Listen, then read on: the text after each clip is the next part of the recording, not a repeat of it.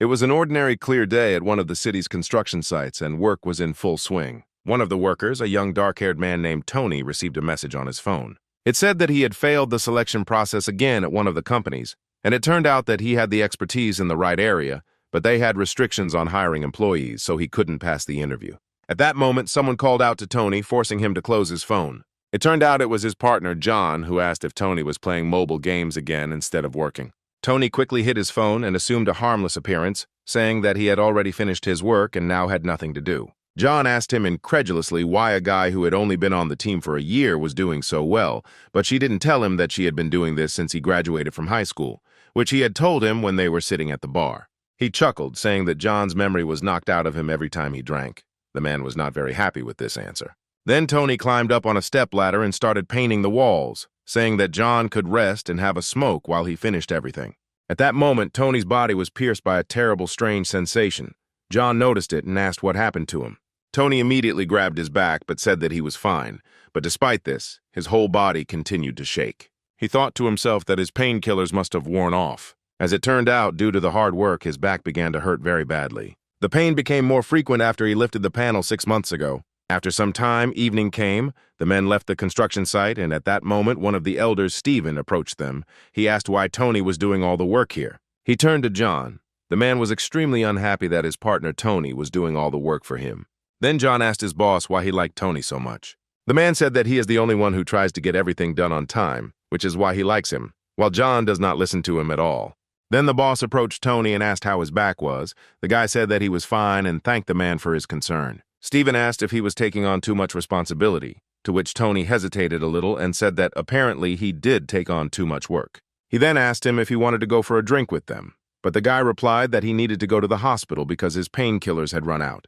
So Stephen said goodbye to him and wished him a good journey. Soon after, Tony got into a taxi and went about his business. While he was driving in the car, he thought about his life. He thought that he would not be able to work until he took the pills. He would like to find a less stressful position where he could feel physically good. However, even after a bunch of applications, not a single company accepted it. Sometime later, Tony arrived at the hospital, where he continued to think about why he was so unlucky. He thought about the fact that he was not being accepted because he was only applying for administrative positions. He was afraid that because of his back, he would no longer be able to bear heavy loads. Soon, the doctor, whose name was Hank, took him in.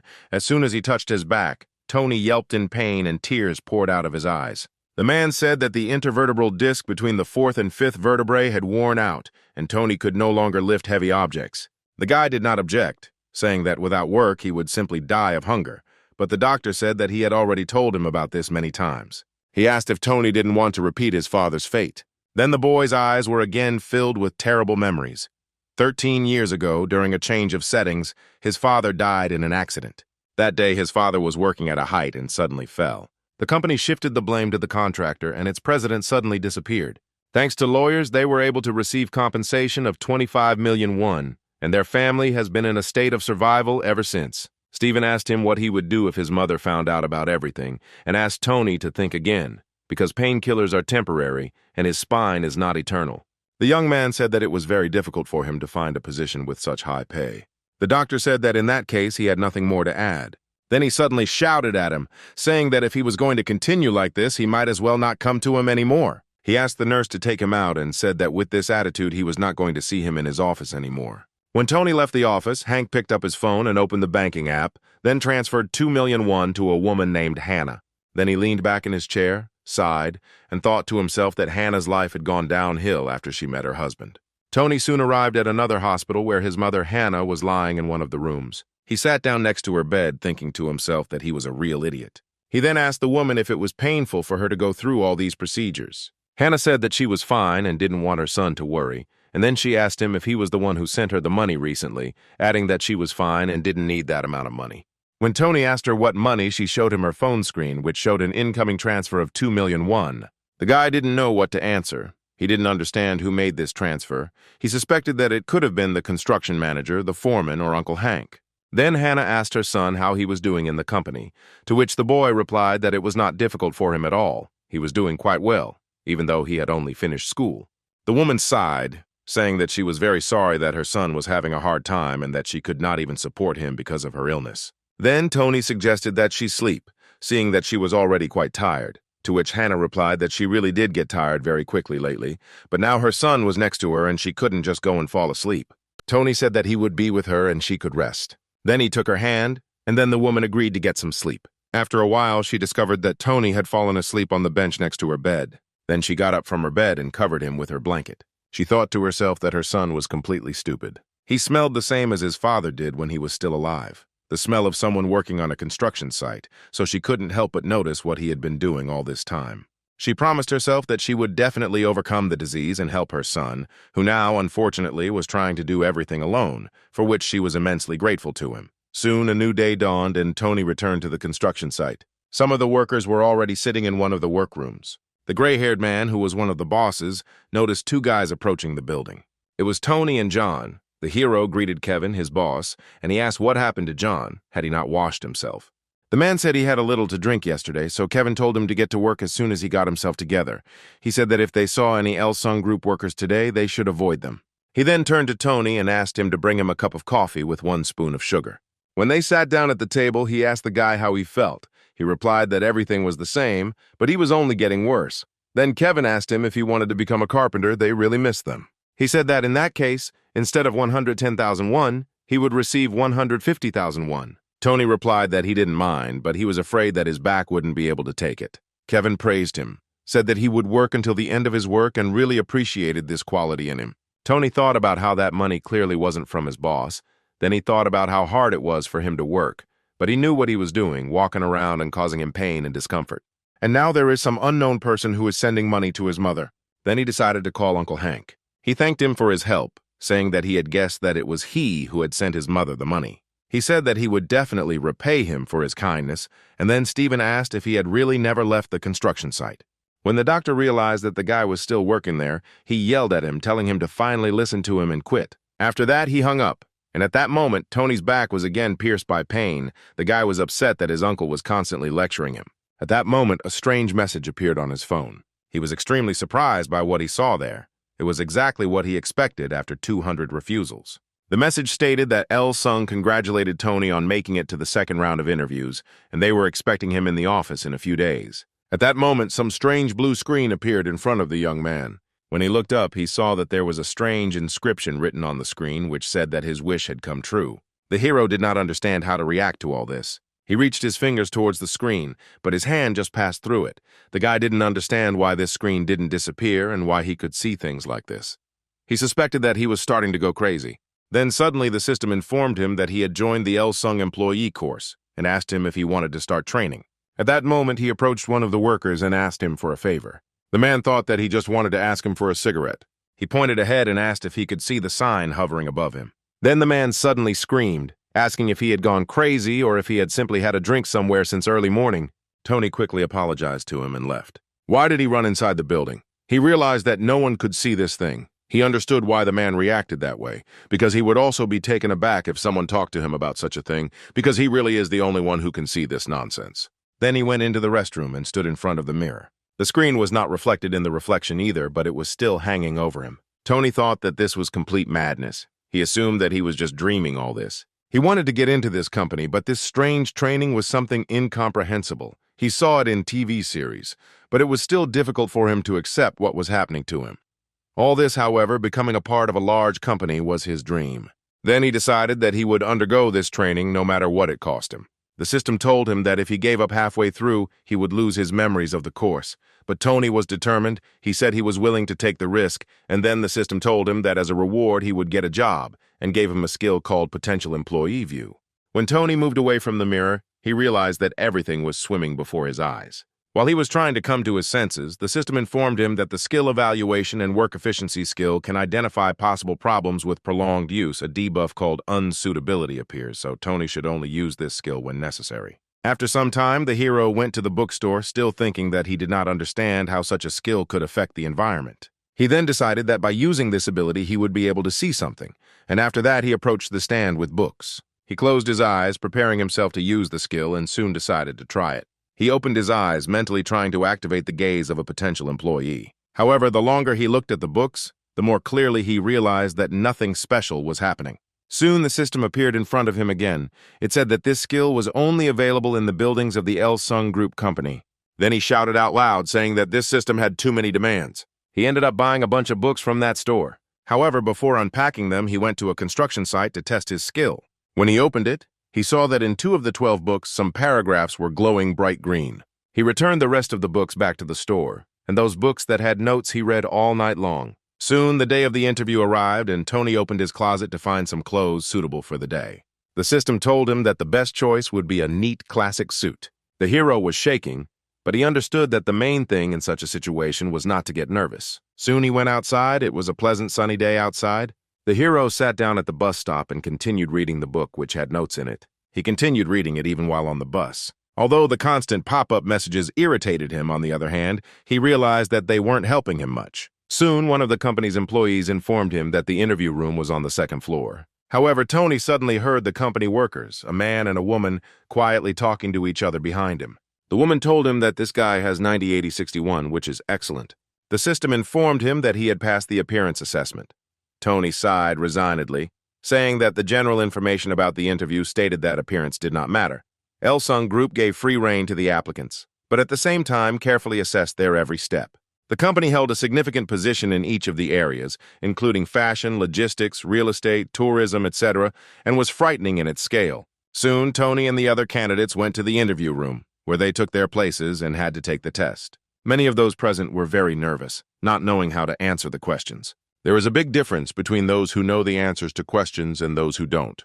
At least in this respect, Tony had an advantage. Soon, men and women entered the office. The girl introduced herself as Kimberly, saying that she joined the company in 2017 and would be assessing skills today. The man's name was Connor. He said that he had been working for the company since 2014 and would be helping candidates with testing. They knew that some of the candidates had traveled from far away, so they asked if anyone had had any inconveniences on their way to the interview. Then one of the candidates raised her hand. She wanted to ask something. She said that she had come from a long distance, and then added that in many companies, all travel expenses are covered by the employer, so she would like to know if their company pays for the trip. Tony didn't think to himself that no company would want to hire a candidate with that attitude. The next moment, the system informed them that the girl, who was a potential employee, had been excluded. He then realized that he needed to continue recording his results, but he thought that the test had 200 questions, and he wondered if he needed to solve them all or if he should make a few mistakes. There was half an hour allotted for 200 questions, and soon Tony realized that he had a minute left. He decided that he did not have to do the entire test. He did not know who gave him this ability, but he decided that it would be a sin not to use it. He must do everything in his power. When the test was over, he went to one of the establishments to meet his colleagues from the construction site. Then Stephen asked him why he didn't come to work yesterday. Since Tony never missed a day of work, Stephen assumed he had a girlfriend, so he suggested that he take her somewhere decent. Tony apologized and thought to himself that if he said that he had gone to an interview at a large company, he would be considered a rat. Stephen laughed, saying he was just a young guy, and then added that he now realized where he was spending all his hard-earned money. Tony didn't think about the fact that he had become very close with the foreman and the others, and if it weren't for his back, he would have continued working there. At that moment, the blue screen appeared in front of him again. The system recommended that he be prepared for the results of the interview. The system said that there was a specific task related to the interview. The general task required him to prepare for the final interview. He was waiting for an interview during which he would have to answer the director's questions. Tony was a little angry. He couldn't believe that the system was offering him a meeting with the director himself, but the punishment for not showing up was a change of construction site. Stephen was distracted from his dinner by the sound of his cell phone. As it turned out, it was his boss, Kevin, who was calling him. He asked him to arrange a meeting for him and Tony. Stephen said he would send a guy to him right away. He then turned to Tony, saying that the boss wanted to talk to him. He smiled, asking what was wrong, since Tony didn't look surprised at all. Tony sighed, saying that his boss was paying him, so there was no point in avoiding him. He then left the establishment, realizing that he needed to meet and talk to the boss. Soon, Tony came to the construction site. The atmosphere between him and Kevin was quite tense. The man then said that he had tried his best, and therefore tomorrow Tony would work as a carpenter for the foreman. The hero asked him why he made such a sudden decision. Then Kevin screamed, asking where else he could find someone like Tony. He asked him what he would do without the carpenter. Then the hero replied that he was fine with it. Kevin said he would find someone who could paint the walls, but finding a carpenter was not so easy. He couldn't lose someone like Tony. The hero was very annoyed by the fact that the boss shouted at him for so long it was impossible to talk. At this point, the system told him that he had a side quest open. He needed to listen to the boss's story to the end, since the boss considered him a good person. The hero was not very happy with this task, but he had no choice. He turned to Kevin, asking him to be a little quieter. He said that he would listen to him, and then he himself would need to tell his boss something.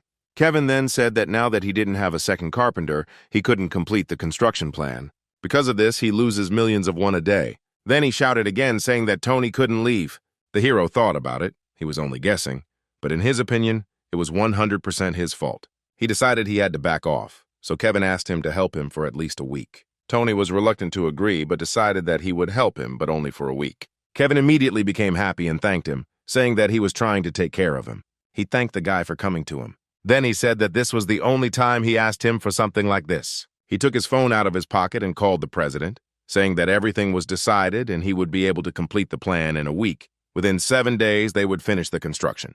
Soon evening came and the workers asked the boss how everything went, and he said that everything was great. Soon, 2 men approached Tony. One of them was his boss, Steven, and next to him stood a man he didn't know. Steven asked him to come down, telling him to say hello to the director of the Elsung Group. Tony did not get down from the stepladder and shook the man's hand, saying that this was their first meeting. The director said that his name was Charlie. He began to worry when he learned that the construction plan was in jeopardy, and thanked Tony again for his help. And although the hero grinned, saying that he was glad to help, he thought to himself that he was only here for a week, since his back was already starting to give out. Then Charlie said that he was going to the office the day after tomorrow, and since this was his last time there, he offered the men a drink. However, Tony looked away in embarrassment, saying that he couldn't go because he had a meeting scheduled for tomorrow. After work, he went back to the hospital to see Uncle Hank. As soon as he left for the office, everyone else in the hospital heard a terrifying scream. The doctor tried to fix his back, but the situation was already so dire that any touch was accompanied by incredible pain for Tony. Then he told him to go to the second floor for physical therapy. Tony's eyes filled with tears of pain. He was very worried about the fact that he had an interview coming up, and the doctor continued to reproach him for not caring about his health at all. The next day, Tony nevertheless came to the Elsung Group for an interview. He and 2 other candidates appeared before the directors, and the hero introduced himself by saying that his name was Tony.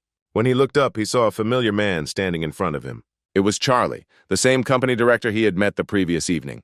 Charlie chuckled, saying that this was not the first time they had met, and so the guy could sit down. Once all the candidates had taken their seats, the directors decided to begin the interviews. Charlie volunteered to go first, and the others present followed suit. Then he turned to a man, one of the candidates, and asked him to stand up. He noticed how the man was dressed. He was wearing white socks with black pants. Then he asked him what he thought about his appearance. The candidate replied that it seemed like these clothes didn't go together very well.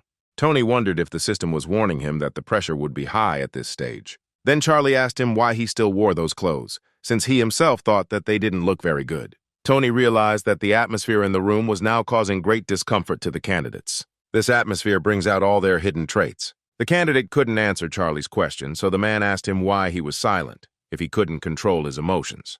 Tony understood that the first thing he needed to do in such a situation was to calm down.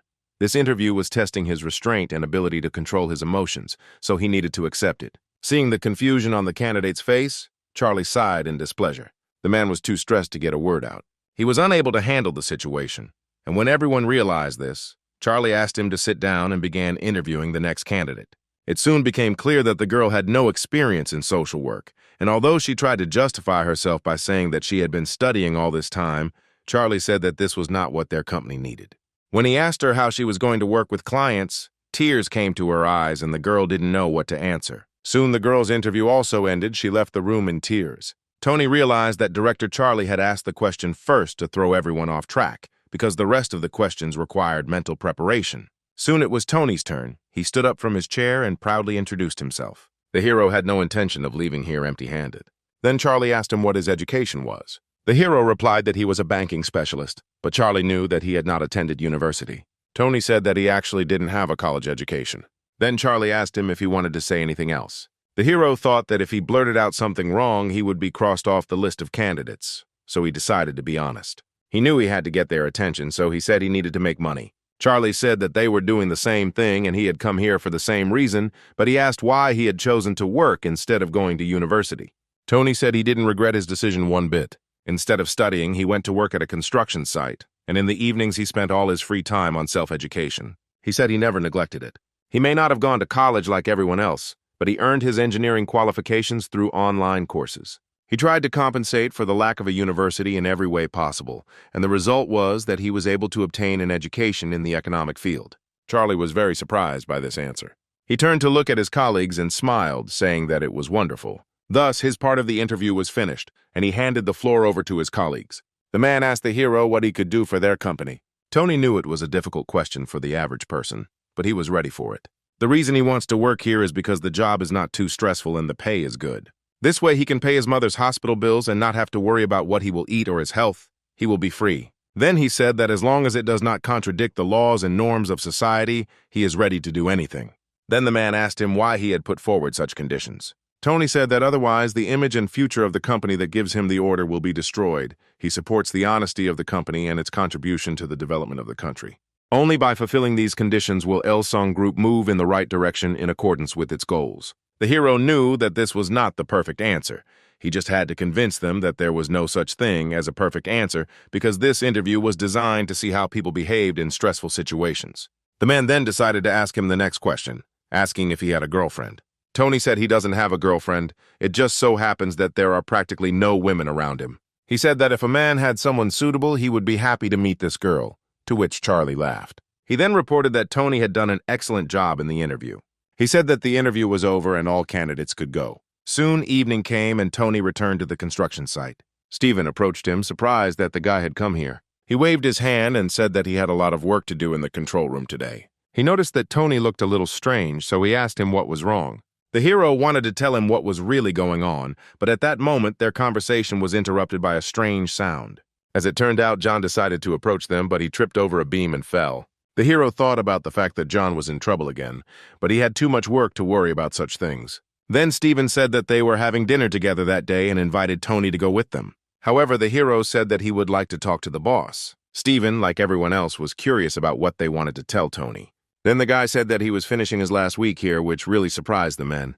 At that moment, the system sent him a new task. He needed to attend the evening and listen to stories. There was no reward or penalty for refusal, which was extremely surprising for the system's orders. Then Tony asked his boss what they were having for dinner, and Stephen chuckled and said that they were having soup today. Then Tony said that if the boss fed him beef, he would switch to the manager's side. John and his partner were very pleased that Tony had made this decision. Moreover, they also wanted to taste the meat. Stephen tried to look displeased, saying that he would only agree to it because everyone asked. Soon the men arrived at the establishment and decided to drink to such a good day. Stephen said that this week had been very difficult. Lately, people are becoming less and less willing to become engineers. His brother is a gas worker and he himself worked in his specialty for 20 years. He didn't understand what the point of studying was if it was so difficult to earn good money, so he decided not to study further, considering it useless. John said that this is all for a reason. The manager says this because he is already too old.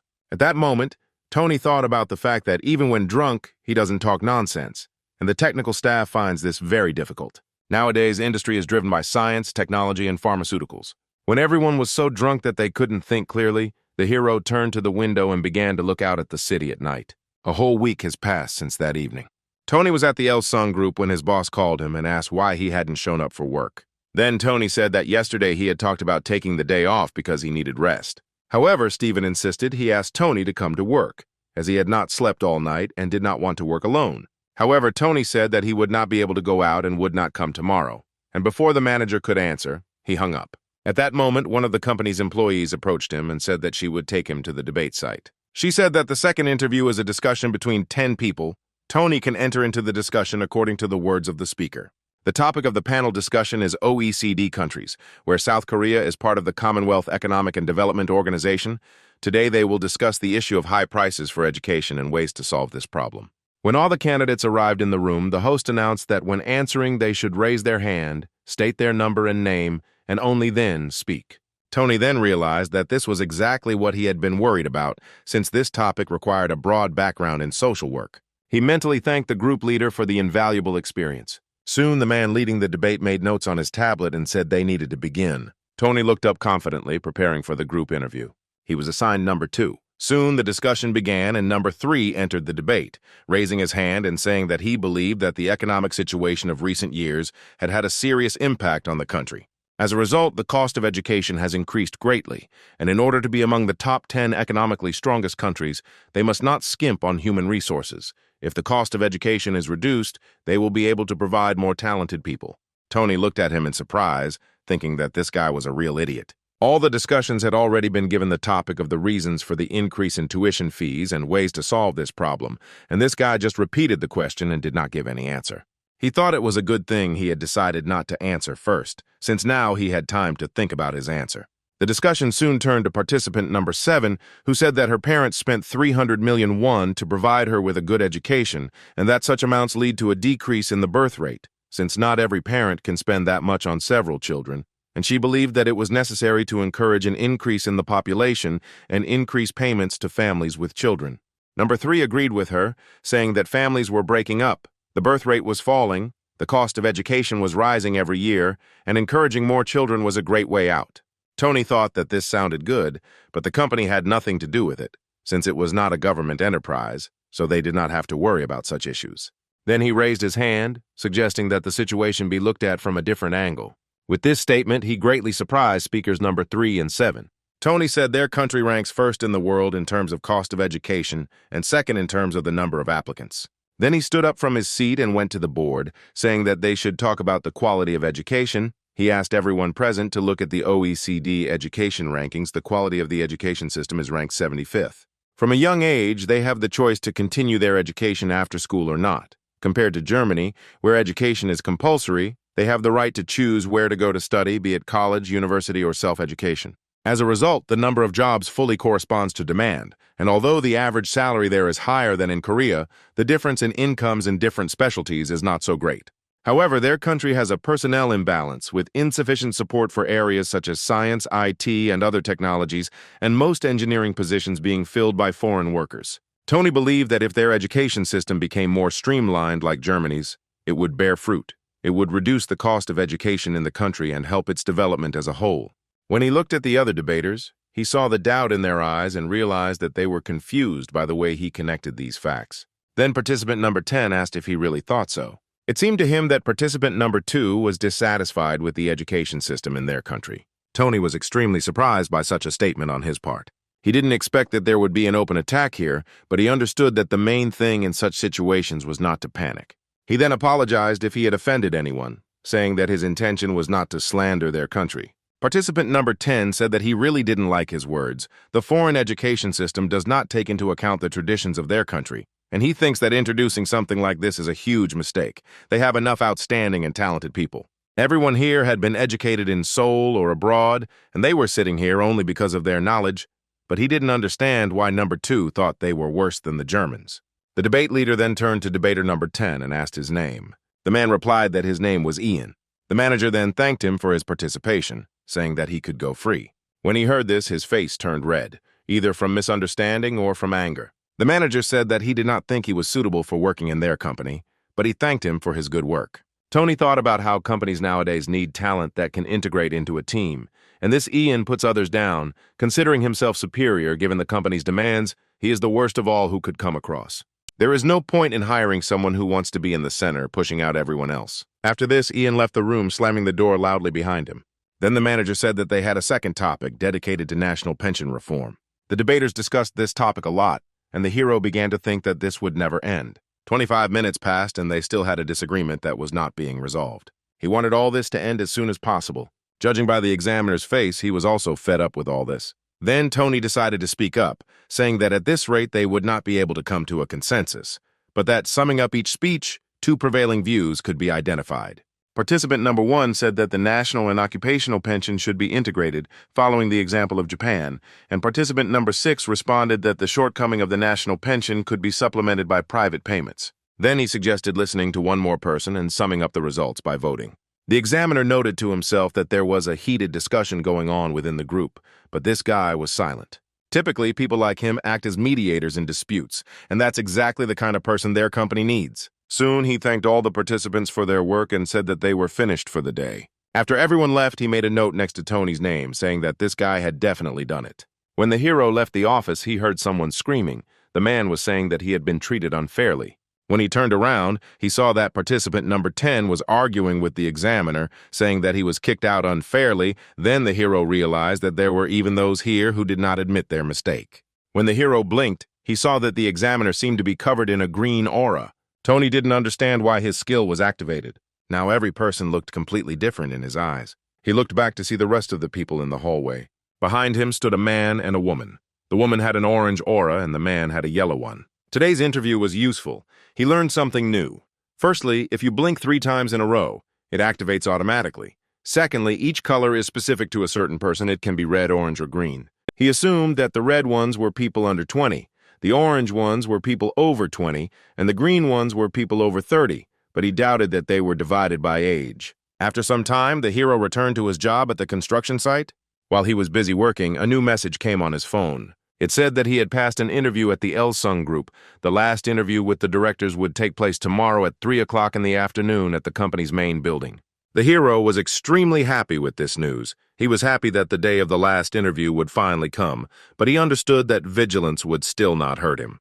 He decided that he had to remain calm and had to pass the final interview to fulfill his dream. After that, he approached John and decided to give him some advice, saying that he was putting too much paint on the roller, thus it would run out faster. However, the guy did not hear him and again took a huge amount of paint and then directed it upward to paint the walls. When Tony looked up, he saw a huge amount of paint flying right onto his face. All this paint ended up on his head. John immediately climbed down from the stepladder, apologizing to his partner.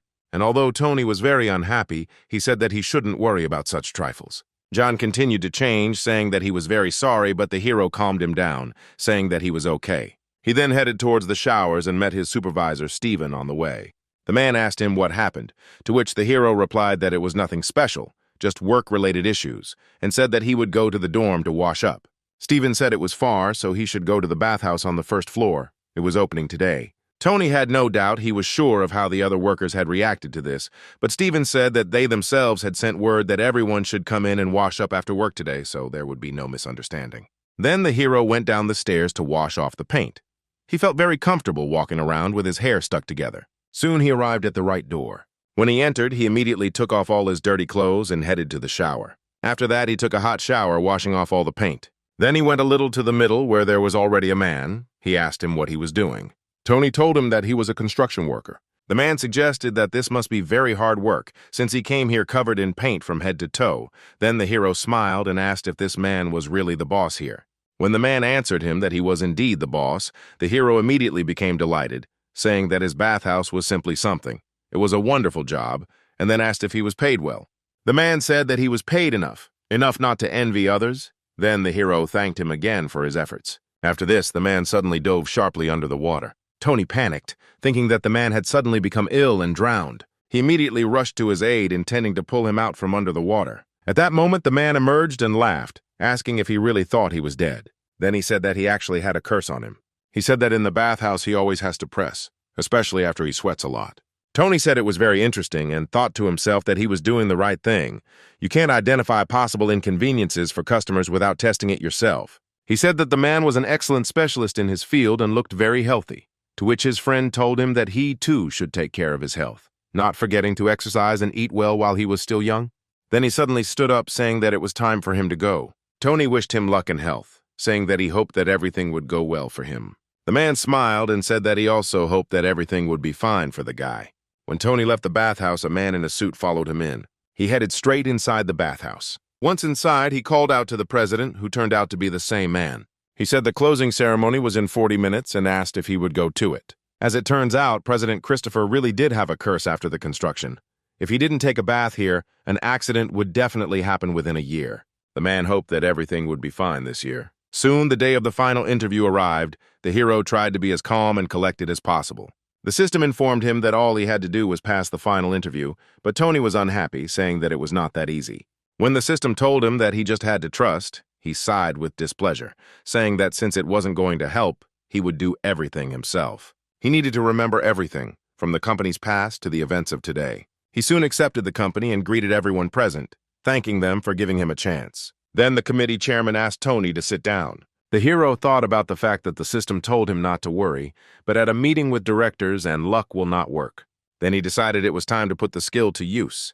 When he looked at the directors, he saw that one of them was emitting a blue aura and the other one was emitting a purple aura. They all looked to be over 50 years old. He doubted that they were really directors.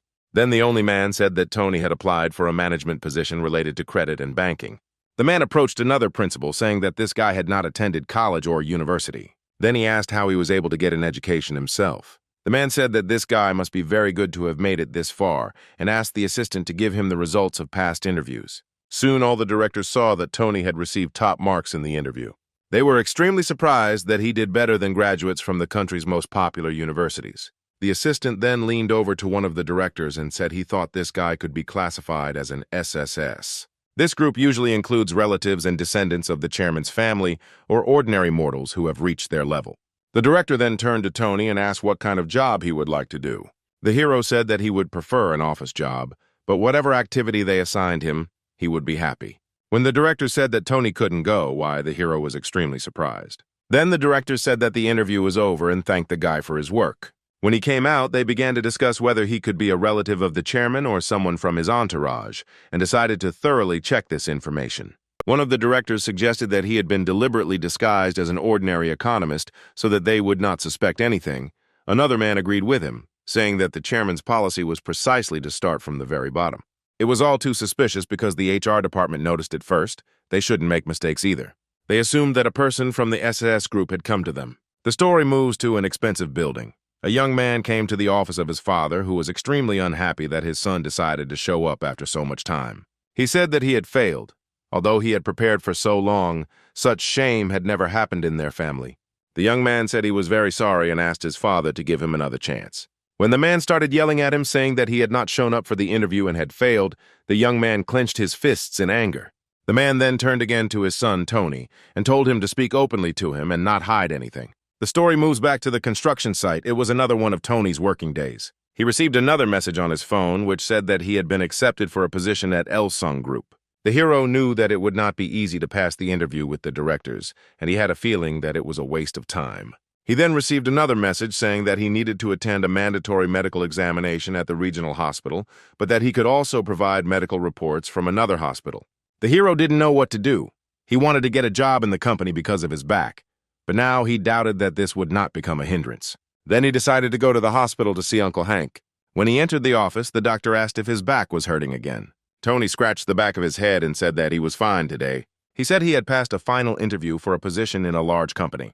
Hank was very happy for him, saying that now he would finally not be putting unnecessary strain on his spine. However, he had a feeling that something was wrong here. Then Tony lowered his head in shame and said that it was nonsense. He understood that he could only ask his uncle about it, but he could not utter a word. Then he said he wanted him to write him a prescription for painkillers. Hank said he guessed that was the reason the guy came there. When he looked at him, he realized that Tony had a very sad look, which surprised the man, since he usually had a very confident attitude. He didn't understand what the problem was. He remembered Tony's words about him passing the final interview at a large company. Then the doctor thought that since he was going to get a job, he needed to get a medical examination, and then he realized what this guy wanted from him.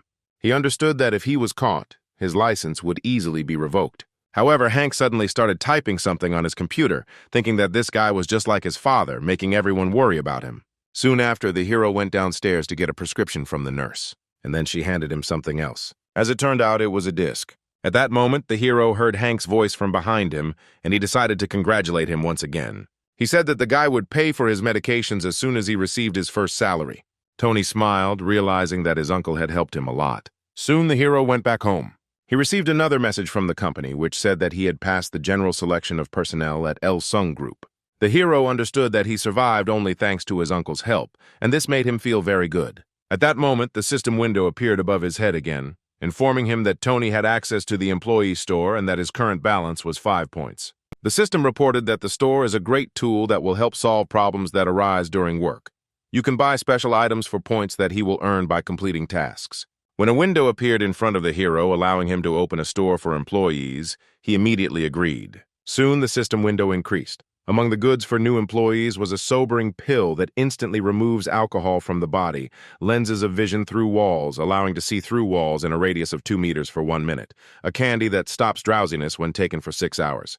It removes signs of drowsiness, as well as a charming aroma that will make the owner attractive. For the opposite sex, the effect increases twofold. Tony couldn't believe his eyes. It seemed to him that it was all a game or some kind of magic. The system then asked him if he wanted to lose his memory, and the hero hastened to explain that he didn't mean that. The system said it existed for him to succeed, and he refused it. So Tony apologized for expressing himself incorrectly and asked the system not to take it too seriously. Then the system said that it understood the user's words, but in the third one you need to be more careful, and this statement made Tony very angry. Why did the system give him a quest in which he had to talk to his mother, calm her down by telling her that he had found a job in a new company? As a reward, he would receive 6 points and also open a side quest. As a punishment, the side quest would remain closed. The hero thought about the fact that even if it weren't for the system, he was still going to go to his mother, which he did in the near future. He came to her room and knocked on the door. When Hannah realized that her son had arrived, she smiled. She said she was feeling better, so her son had nothing to worry about. Then Tony decided to tell her that he had been accepted to work at Elsung Group. Hannah was very happy, saying that it was great news. Then the guy said that in that case she needed to get better, and they would go home together. Then Hannah said that her aunt had bought and brought her a whole box of apples that day, and she offered to take a few for her son. Tony was pleased to see his mother finally smiling. The woman said that her son studied hard and got a position in a good company, so she is very happy for him. Then Tony stood up and said he was going to go to the nurse for a stroller. He asked his mother to wait for him and went into the corridor. When he left the room, the system informed him that the quest had been completed. She then informed him that Hank was very worried about his mother, so Tony should call him and ask him to come to the hospital. He would get 5 points and there would be no punishment. When the hero saw the name of the quest, which was called First Love, he was shocked. He did not understand what the system wanted to say with this because Hank was his father's best friend. His father and Uncle Hank were best friends when they were young. He was the same friend who came and scolded his father every time for not taking care of his health. Tony remembered these moments from his childhood well. Now the hero realized that all this time Hank was not married. He still couldn't get over the fact that his father's best friend was in love with his mother. Then he turned to the system, asking if all this was true, to which the system replied that it could not lie. The hero then asked her why she was giving him this task, and the system replied that she was doing it for the sake of the success of a user named Tony. The hero did not understand who was behind this whole system. However, the system responded that such information was not available to him. The hero looked around, not understanding what he should do. Since this task had a time limit, he had about half an hour left. He walked back to his mother's room and stood near the door. When he got inside, his mother asked him where he had been for so long. Tony said he needed to make a call. Hannah said that if he was busy, he could go, and her son replied that he was fine. Then he decided to ask his mother if she remembered Uncle Hank. Hannah was surprised when her son asked her such a question, and Tony was also surprised by her reaction. His mother's tone made him feel a little strange, perhaps because his father was dead. Then he stood up and said that he would call and then return to her. The hero headed towards the exit of the ward, taking his phone out of his pocket as he went. Then he dialed Uncle Hank's number. The doctor was not expecting this call. Then the hero decided to ask him directly if he liked his mother. The doctor did not know what to answer. He asked if something had happened to Hannah. Without waiting for an answer, he immediately jumped up from his seat and asked which hospital they were currently in. Tony replied that they were at Seoul General Hospital number 403 and then hung up. At that moment, the system appeared next to him again. It said that the hero made an excellent choice, but Tony was extremely unhappy with the way this strange thing was behaving. He asked her again what she was, but the system still didn't answer. Uncle Hank showed up at the hospital 15 minutes after the call. He ran quickly down the corridor, not paying attention to anyone, including Tony. He ran here without even taking off his hospital gown. He eventually met Hannah, their first meeting since the death of the hero's father. Soon the system informed Tony that the quest was completed. As a reward, he received 5 points. When the hero calmed down and thought soberly, he came to the conclusion that he considered the only correct one. He looked at the system window and wondered if all this could be true. Then he asked her if his father was behind this system. The system provided him with one-sided assistance, sometimes turning into threats, but it did everything to help him. However, the system said it could not answer this question. The hero again assumed that his father was the one behind this, and that was why he did not answer directly. However, the system did not respond, and then the hero decided that he was still interested in what kind of creature it was, and therefore he would learn about it gradually.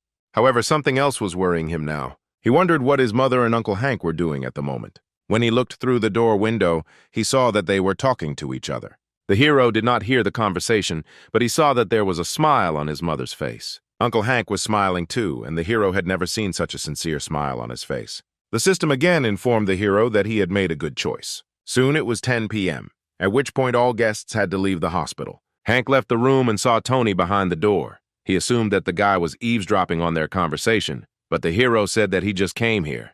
Then the doctor approached him and apologized for his behavior. However, the hero said that he had nothing to apologize for. Hank said that in any case he was grateful to him for his help and for calling him, and now it was time for him to go. Finally, Tony asked him again if he liked his mother. Then Hank looked away, embarrassed, saying that he didn't know how to answer that question. Tony looked down in displeasure. He expected a clearer answer. He told his uncle that he would be at the training center for the next 3 days. His aunt sometimes came to visit his mother, but he would like his uncle to come sometimes too. He paid his mother's medical bills and sent him to the company for a medical checkup. And now the hero realized that all this was not because of his friendship with his dad, but because of his mom. He couldn't understand his feelings, so he told Hank to decide for himself. One way or another, he were the only ones who could take care of Hannah.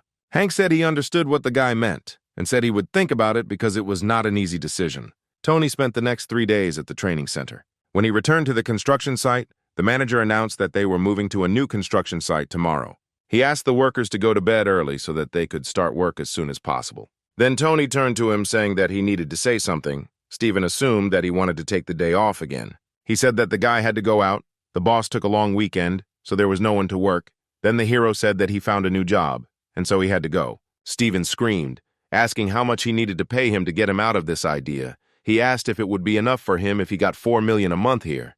Then Tony apologized for what he said earlier. He said that he had passed the final interview at Elsung Group. At first, Stephen couldn't believe his ears. When he realized that Tony was actually serious, his face contorted in shock. Then Tony said that he wouldn't be able to come out for his shift tomorrow. Stephen was extremely surprised that he didn't even go to university, and yet he got an interview at such a big company. The hero looked away in shame, not knowing what to answer. Then Stephen said that he had to work hard to avoid losing face. Tony didn't look up, saying he was truly sorry. At that moment, John and his partner approached them.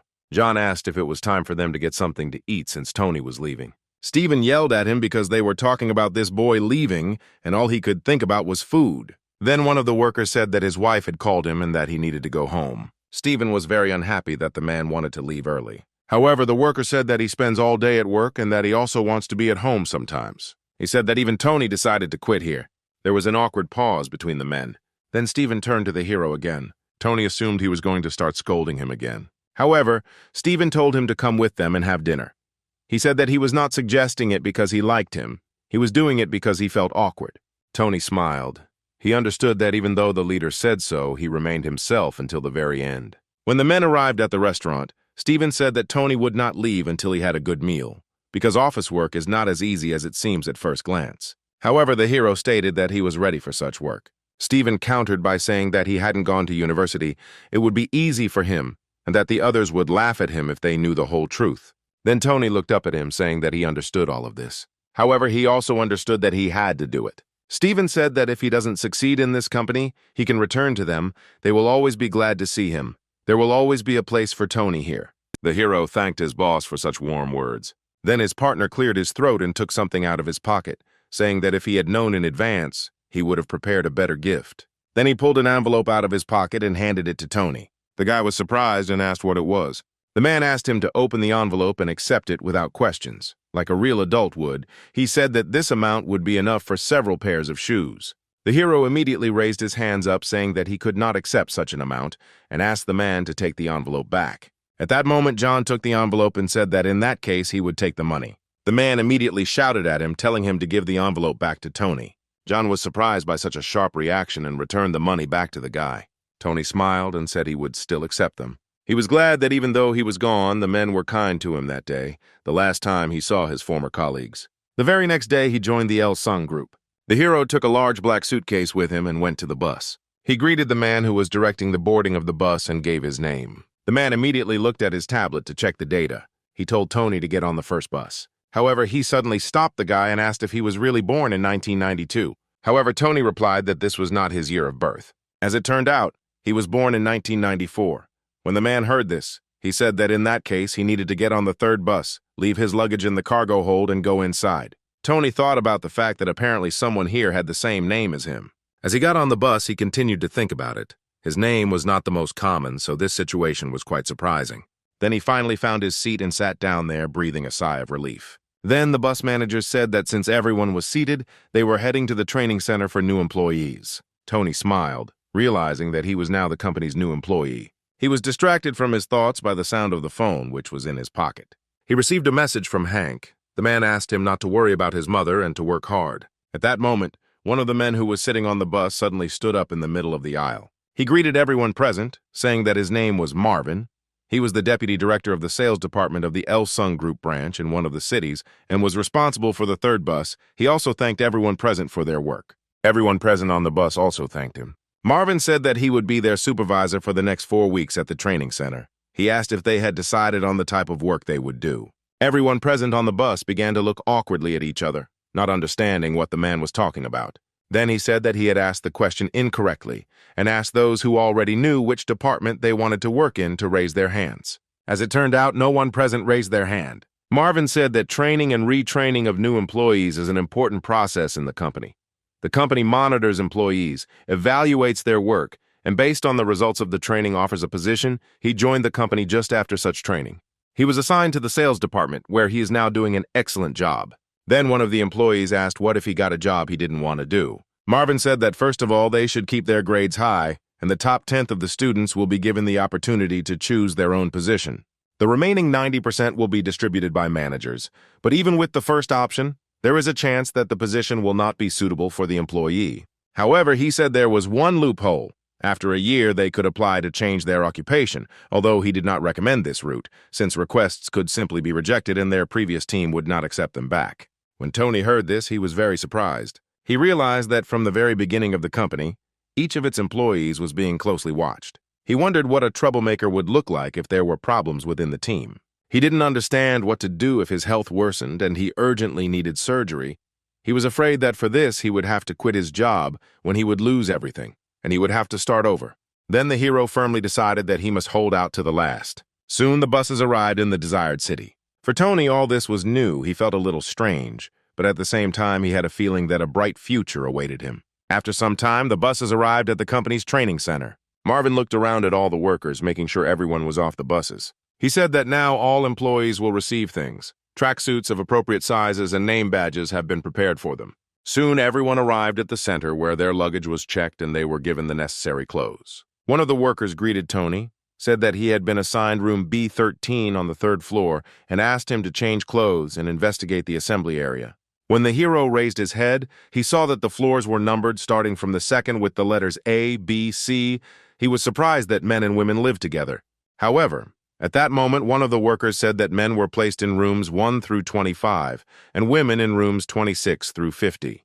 Tony noted that they had been very clever in dividing the workers by gender. After some time, he was already on his floor. Before getting ready, he needed to have time to change his clothes. Soon he found the room he needed. When he entered inside, he realized that there was one bed for 2. The hero sighed with relief. He expected that 3 more people would live in the same room with him. Then he took out the clothes that were given to him at the entrance. It was a fairly simple tracksuit, and he wondered why they had chosen to wear that uniform for everyone. At that moment, a young man in a suit and glasses entered the room. Tony turned around and looked at who had arrived. The guy chuckled, saying that the room was quite small. Tony disagreed with him, and then introduced himself. The man scratched his head awkwardly, saying that his name was Archie. Tony noted to himself that Archie looked like a good man. He looked older, so the hero thought about whether he should bow to him. He approached him, saying that he seemed to be older than him, to which Archie replied that he was 29. Tony chuckled, saying he was 25 and hoped it wouldn't be a problem for them. He asked him where he should sleep and suggested that he take the 2nd floor. Archie said that in that case he would stay on the 1st floor and thanked the guy for his concern because the 2nd floor was too much trouble. Tony said that it was no big deal since they would have to live together for a whole month. Then Archie was surprised that Tony got a job so early. Because he was only 25 years old, he was surprised that Tony graduated from university in 3 years. Then the hero said that he received a degree in lending and banking, so he really did get an education earlier than the others. At that moment, loudspeakers throughout the building turned on, and a voice said that the interns were expected in the main building hall in 10 minutes. The man said that they had little time left. Archie chuckled, saying he felt like they were in the army. Tony agreed with him and then suggested that they go to the gym or they would be late. After some time, the hero noted that the first day was quite good. The managers apparently want to check the attendance. More than 260 people gathered in one room to listen to the speech. The man who spoke on stage said that before they began training the company's new employees, the director of training wanted to say a few words to them. At this moment, another man came onto the stage. The man greeted him on stage and bowed, then stepped aside so he could take his place. The man in glasses leaned toward the microphone, smiled broadly, and greeted the interns. The interns greeted him back. Then the man said that it was somehow quiet here. He then shouted into the microphone, asking if this was what new employees at the company were supposed to be like, and then greeted them again, this time very loudly. This time, the interns greeted the man as loudly as he did. The director said that until last year he was the executive director of the Elsung Group head office. His name is Philip. He was appointed to the Elsung Group training center earlier this year. He said their group is among the top 5 companies in South Korea, but they were at the bottom at first. The 60s were difficult years. Philip went to Japan to hone his skills, and then he asked the trainees if they knew where the first refrigerator was made in South Korea. One of the interns raised his hand and said that it was made at Elsung Group Electronics. Philip said that this was the correct answer. It took them 4 years to develop and create the first refrigerator. They went through a process of trial and error. Refrigerators were very expensive in those days, but now everyone has this household item. Tony reflected on the fact that the director of the training center's speech was built around the history of the company. In particular, he spoke about her past and future. At this point, Philippe declared that from this day on, the trainees were not just new employees, they were the entire future of Elsung Group. From the moment they entered this training center and throughout their career growth, they would be Elsung Group people. So he suggested that starting from tomorrow, they should try their best for the future of the company. Soon the interns met Marvin again. The man said that lights out starts at 10 p.m. After 10, each of the interns will be on duty on the floor in shifts. He said that the interns should elect a floor leader who would be responsible for organizing their work. Then he asked for a raise of hands for those who wanted to take on the responsibility. Tony decided that he should try to take on the role of head boy. Some other interns also raised their hands. Tony looked around and saw that besides him, several people also wanted to try themselves in the role of a head man. When he turned his head the other way, he saw that his roommate, Archie, had also raised his hand. Soon the decision was made, and after that, all the interns went to their rooms. However, Tony was a little unhappy. It was his first day here, and he was already dying of boredom. He had no one to talk to since his roommate had become the floor leader, and he was left all alone. As it turned out, Marvin actually chose Archie as the head boy and thanked everyone else for their activity. He said that the duration of the headman's work is 1 week, after which they will discuss the pros and cons of his work, and this role can also be voluntarily left if a person feels that he is not coping. The trainees said that everything was clear to them. Then Tony decided to leave his room and thought about what he should do. He looked around and saw that the interns were talking with their colleagues. He thought maybe he should take a shower since the rooms had no toilet, no kitchen, and no shower. There was a shared laundry room, shared shower, shared toilet, and so on. There were cameras in the corridors, so everything was under surveillance. However, the hero still decided that he should take a shower. He decided that all this was trivial. While working on a construction site, he experienced much worse conditions. Often there was nowhere to wash clothes, so they slept in them on the floor. In the dusty rooms, he ate noodles with beans, so it was not such a big problem for him. When he found the shower, he realized there weren't as many people there as he thought. The others seemed uncomfortable. Perhaps they had never been in such conditions before. But one thing was for sure. There were enough people here who were not familiar with such a life and the need to share something with others. The manager secretly watched them and evaluated each trainee. Soon after, Tony returned to his room and continued reading his books. He noticed that it was already 8:30 in the evening. At that moment, Archie entered the room. Tony did not ask him if he had finished his duties, to which the man replied that he still had things to do. Then he handed him the papers and asked him to fill them out. He said he was asked to hand out these forms to everyone, and then Tony said he would definitely fill it out, and then asked if Archie needed any help. The man waved it off, saying that he was fine, and the guy just needed to go to bed. He still had things to do, but he could handle everything himself. Tony looked at his neighbor with disbelief, but agreed with his decision. After some time, night fell. At 1 o'clock in the morning, Tony woke up from strange sounds. When he opened his eyes, he saw Archie standing in the middle of the room, so he sat up on his bed and asked if he was free now, to which Archie smiled and said that he had more work than he thought, and then asked if he had filled out the form. Tony said he filled it out as soon as he received it, and Archie was very surprised by this answer. The hero looked closely at his neighbor's face and noticed something strange. Archie seemed to be moving more slowly, and for some reason this made Tony feel uneasy. At that moment, Marvin entered their room and called Archie over with a shout. He said he had asked him to bring the forms by 10 p.m. and didn't understand what he was doing in his room now. Archie looked away awkwardly, saying that many people were sleeping now and he couldn't disturb them, so he would collect all the forms tomorrow morning. Marvin yelled at him, asking them if he really wanted to cause him trouble from day one. Then Archie bowed to him and apologized, saying that he would bring everything in tomorrow by 7 a.m. Then Marvin exhaled, saying that for the first time he forgave him and said that he must definitely come to him in the morning. When he left the room, Tony wanted to ask his neighbor if he was okay, but decided that it was not worth doing. He had already asked him twice, and both times Archie had answered that he was fine. He knew that all it took was a few words from him, and then they might be able to get along. The next morning, Tony walked out of his room when suddenly someone called out to him from behind him. It was Marvin. He asked where Archie had gone, but the hero said that he didn't know because he had just woken up. Then Marvin asked to find him. He said that he would be in the small conference room at 7:30, and if Tony saw him, then he should bring Archie there. Then the hero asked the man for his number just in case. After this, the hero thought about the fact that he and Archie had not even exchanged phone numbers. He had no idea that something like this could happen. However, he quickly realized that there was no time for this at all, since Archie had been very busy yesterday. He was distracted from his thoughts by a scream somewhere nearby. The guy immediately ran towards the noise to find out what was going on. As it turned out, something was happening near room B19. One of the men living there was unhappy that Archie gave him the form at 6:30 and asked him to do it by 7 because that was impossible. He was busy with the morning procedures now, and since the man had volunteered to work as a headman, he needed to take control of everything from the very beginning. Archie bowed to him, saying that he would definitely improve, but now he needed a completed questionnaire. After that, he walked away, muttering to himself about how sorry he was. The neighbor of the man who had just yelled at Archie asked if he was being too hard on him. The man said that he should not be pitied because such is the fate of the headman. Whoever is appointed to this role can receive 20 additional points by the end of training.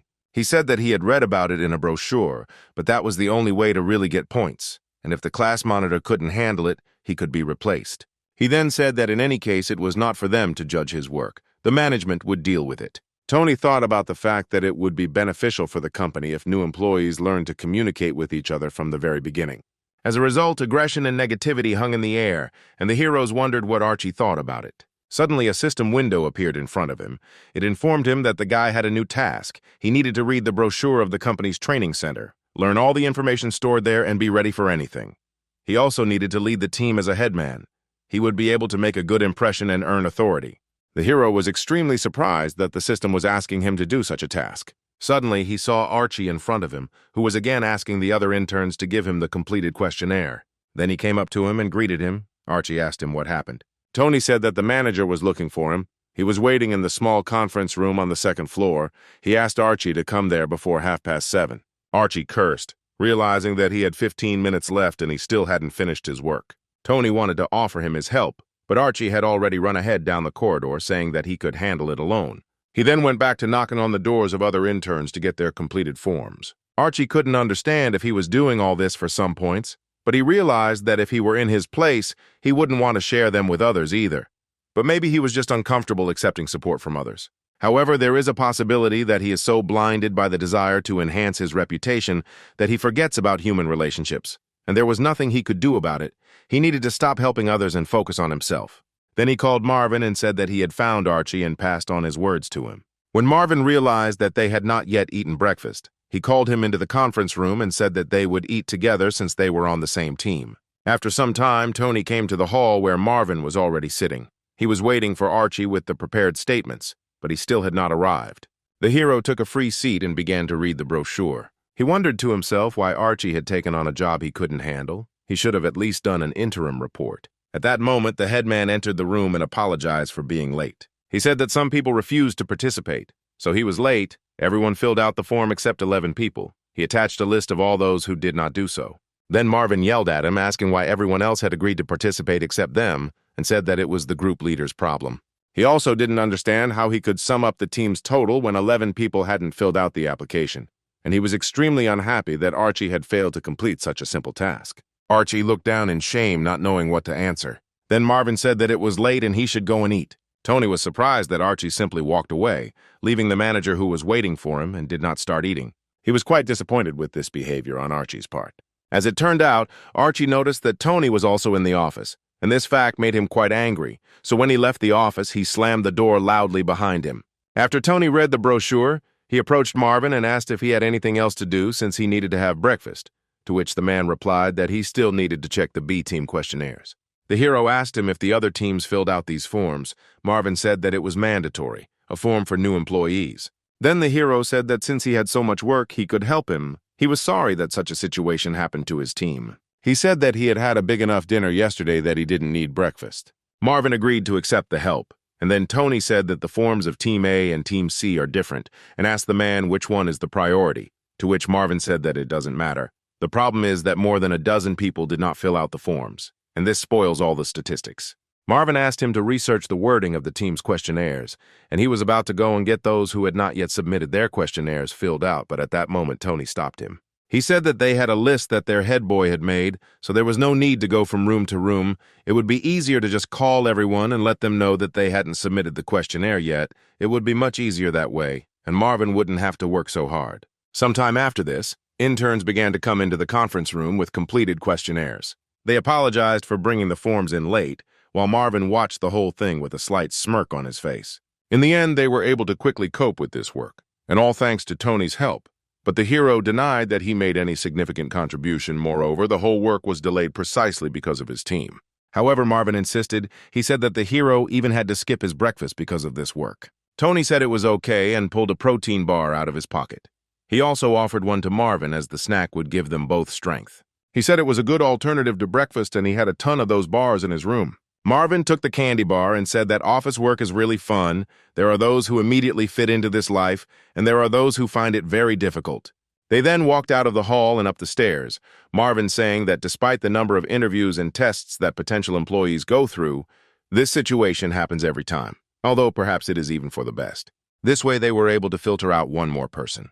Then he smiled again and said that he had to work in the morning, but he was not even hungry, so he and Tony decided to say goodbye. Finally, Marvin asked him to be sure to bring more of these bars with him, and if he came empty-handed, he would give him a penalty point. After this, the manager said something else to the young intern. Sometime after this, Marvin went to a presentation where he was the leader, and the interns gathered in the room to listen to what he had to say. He asked everyone to remain quiet as there was a lecture for Team B going on right now, so the trainees who were late should return to their team. Then he asked the head man about the evening. He clarified the number of people in case someone suddenly did not come. Archie said that everyone was now in place. Marvin looked at the guy with disbelief and said that in that case they should get started. He invited the interns to learn about the history of the company's origins and development when suddenly Tony entered the room. Everyone present immediately turned their attention to the late intern. The hero awkwardly scratched his head and apologized for being late. Archie was surprised to see that his roommate actually showed up to the conference. When Marvin saw the intern, he smiled warmly at him. Then he extended his hand towards him and asked him to come closer. As Tony approached him, he turned back to the audience, saying that before they continued, he had something to say. He said that Tony would be taking over as head boy from now on and asked if anyone had any objections. The hero himself was extremely surprised by this decision, but the system informed him that he had completed the task and received a reward, 5 points, and the store's reputation was increased to 20. He had a mission to become a head man, but he didn't think that things would turn out like this. He didn't do anything, but he still felt guilty. Archie was clearly unhappy with this decision, but they would have to live in the same room, and so the hero did not know what to do. The lecture was over. Marvin asked everyone to write down their thoughts on a piece of paper about the lecture and give it to him, and the head of Team B would have to bring all the papers to the conference room before lights out. Before the interns left the room, Tony asked them to stay for a minute as he had something to say. He asked everyone to bring their notes to his room before 9:30 in the evening. He also said that he would create a group chat that every intern should join, and he would make all notifications through this chat. All the interns agreed with this, and then Tony suggested that everyone have lunch and rest a little. The only one who was unhappy was Archie. Soon the hero began to create the very chat he was talking about. He made a note that this chat was only for important messages, and suggested that the interns use it only on special occasions. At that moment, Marvin entered the office where he was sitting and asked what he was doing there. Tony said that the cafeteria was crowded, so he decided to talk to the man there. He asked if it wouldn't be better if the team started eating in turns, to which Marvin replied that it was a good idea and they should think about it carefully. He also said that the interns had a lecture in the afternoon, and the lecturer really didn't like phones ringing during his classes, so if they didn't want to get penalized, Tony should warn his team to turn on silent mode. The hero said that he would definitely warn everyone and thanked the man for the tip. Marvin smiled, saying that he was doing a great job of taking care of his team members, but he shouldn't forget that he was also an intern. Then he said goodbye to the intern and went about his business. Tony smirked, thinking that he could handle this since he was pretty good at it. He soon returned to his room where he continued his work, noting to himself that with his role as class monitor, he had absolutely no time for anything else. At that moment, Archie entered the room, sat down at the table next to his neighbor, and began to look at him with displeasure. Then he suddenly asked him if he wanted to tell him something. However, when he realized that Tony was silent, he forgot his question again. The hero said that his person in this position was solely the decision of the leader, and he had nothing to do with it, so Archie had no reason to be angry with him. Then Archie suddenly jumped up from his chair and shouted, saying that he knew that he had snitched on him to the boss that morning. However, Tony said that it was not like that at all. The manager was waiting for Archie so that they could work together and then have breakfast. But his neighbor did not believe him. He could not believe that the manager would have breakfast with ordinary interns. He wanted to continue his indignation, but Tony stopped him, saying that he was not at all ready to talk about it now. He said that if Archie wants, he can take back this role, but they only say this when he calms down. After this, the hero left his room despite all the indignation of his neighbor. Soon, he came to the conference room where Marvin and the other executives were already present. At that moment, someone knocked on the door of the office and Marvin let the person inside. It turned out it was Archie. He said he wanted to change his room. He explained that he couldn't get along with his neighbor under the current circumstances, so Marvin asked him if Tony was really his neighbor. Archie then confirmed that Tony was indeed his roommate and that he wanted to change rooms or wanted Tony to do so. Marvin asked what the reason for this was the whole problem really that he became the team leader. Then Archie said that he was disappointed in the traitor. Even now, Tony came here only to lick the souls of the leader. At that moment, one of the leaders got up from his desk and approached him, trying to calm him down. Marvin was surprised that he called Tony a traitor. Then Archie screamed, saying that stealing someone else's position is real betrayal. He dreamed of this job and tried to prove himself in the role of the head man, but Tony hung around Marvin and took this role for himself. Then the hero got up from his table and went to his neighbor, asking him to calm down and talk about this problem in private. He apologized to the managers and opened the door so that Archie could go out with him, but his neighbor had no intention of going out. He said that he was currently talking to the manager. Then Marvin stood up from his desk and asked Tony to stay. He said that Archie had actually reached out to him. He smirked, saying that in that case they really should talk, but he himself had practically nothing to say. He suggested that they start by telling Archie the reason why he was replaced. Yesterday, Marvin told me to collect the questionnaires before 10 p.m. and bring them to him. And even though Archie hadn't managed to get the job done by that time, Marvin offered him to do it all before 7 a.m., but Archie couldn't handle that either. Then the manager gave him another 30 minutes, but even that didn't help him. Archie tried to justify himself by saying that he had brought them anyway, but Marvin insisted. He said that there were those who had not submitted the forms. And even if we take into account that some people are not so easy to get to cooperate, Archie could have compiled at least minimal statistics, but instead he only brought a list of those who did not submit the questionnaires, and such a person cannot lead a team. This was his first job as a head man, but he couldn't even cope with it. So Marvin couldn't allow someone like him to take over the position. At this point, the other executives approached him and tried to calm him down, since he had already crossed the line. But Marvin said that he would not tolerate this, since Archie did not even think about his mistakes, but blamed everything on Tony. Then he told him that while he was calling his neighbor a traitor, he was trying in every way to protect him. The day Tony shared the candy bar with Marvin, he asked for Archie to be given another chance. Marvin said that he kept asking for a chance until the very end and supported him until the very end. He also recalled a moment at a conference when he asked Archie if everyone was present in the room, to which he replied that no one was absent. However, Marvin himself knew perfectly well that Tony was not in the office at that moment. Then he yelled at Archie again, saying that if he had been honest, he would have stayed on the job, but he had screwed up, and even if he fell at his feet and begged for forgiveness, it wouldn't be enough. He said that Archie doesn't even realize what a wonderful person he shares a room with. Archie and Tony looked at the manager in shock, not knowing what to say. Then Marvin approached Archie and asked if he still wanted to change his room, because since he had come to ask him to continue, he would listen to him. He said that the trainee had until tomorrow's lunch to pack his things as he was leaving the training center and heading home. After that, Archie and Tony left the office. The hero turned to his neighbor, saying that this is exactly what he was talking about. He should learn to listen to others. The manager needs to calm down, and therefore Archie should go to him after dinner and apologize. He said that the leader is also a human being and he just needs to cool down a bit. Then suddenly Archie stopped and apologized to his neighbor. He took a deep breath and then thanked Tony. Tony said that it was just advice from the team leader. Even though there was an age difference between them, they were all interns here, so he wanted Archie to treat him as a colleague from now on. As evening fell, he gathered his team at the entrance to the training center, apologizing for calling them so early in the afternoon. He asked them if anyone was familiar with Elsung Group gymnastics. At this point, there was a deathly silence. Apparently, none of the interns heard about this. Then Tony said that as soon as he read the company brochure, he realized that this was a very important thing. Of the 1,000 points that trainees can earn during their training, 50 can only be earned in one way. Teams A, B, and C compete with each other, and those who show the best results will receive 50 points.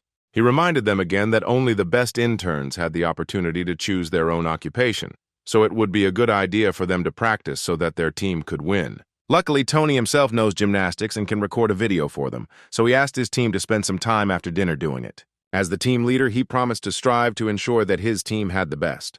He apologized to the interns again for keeping them late and asked them to come by 9:30 and not to forget about the reports they needed to prepare. When the interns left, they started discussing the meeting with each other. They thought that they would only get 50 points if they were very lucky, but most agreed that they had chosen a great class monitor this time. When Tony heard this, he smiled warmly, mentally thanking the boys for following him. However, he suddenly realized that he had already been delayed quite a bit, and so he ran inside the building. There was only one person left standing on the street, and that was Archie. Even though he had apologized to his neighbor a few hours ago, he looked extremely unhappy again. Soon the hero came to the office where Marvin was supposed to be, but he did not see the man inside. When he peered deeper into the office, he saw that Marvin was there after all, squatting with his colleague and looking at something. Tony immediately realized that it was a broadcast amplifier, so he asked the man to let him look at it. He also gave him the sheets of paper that he was supposed to collect from his group. He said that after the last lesson, when the former class monitor was late, the rest of the trainees did everything fairly quickly, but 2 people still hadn't turned in their forms. After a few moments, Tony said that he had it all figured out, which surprised the other men since they had no idea what to do with the thing. Then Marvin decided to try speaking loudly and made a test message. He turned to the 2 who had not yet submitted their forms and asked them to bring them to the small conference room. After this, the interns, who still had not managed to submit their questionnaires, immediately ran towards the required hall. As soon as they got there, they apologized for being late and handed over their questionnaires. Tony thanked them for their cooperation and asked if they had heard the alerts, to which the boys replied in the affirmative. Marvin's colleague, Connor, asked where he found the guy, to which Marvin grinned slyly and said that he had his eye on him and was not going to give him to anyone.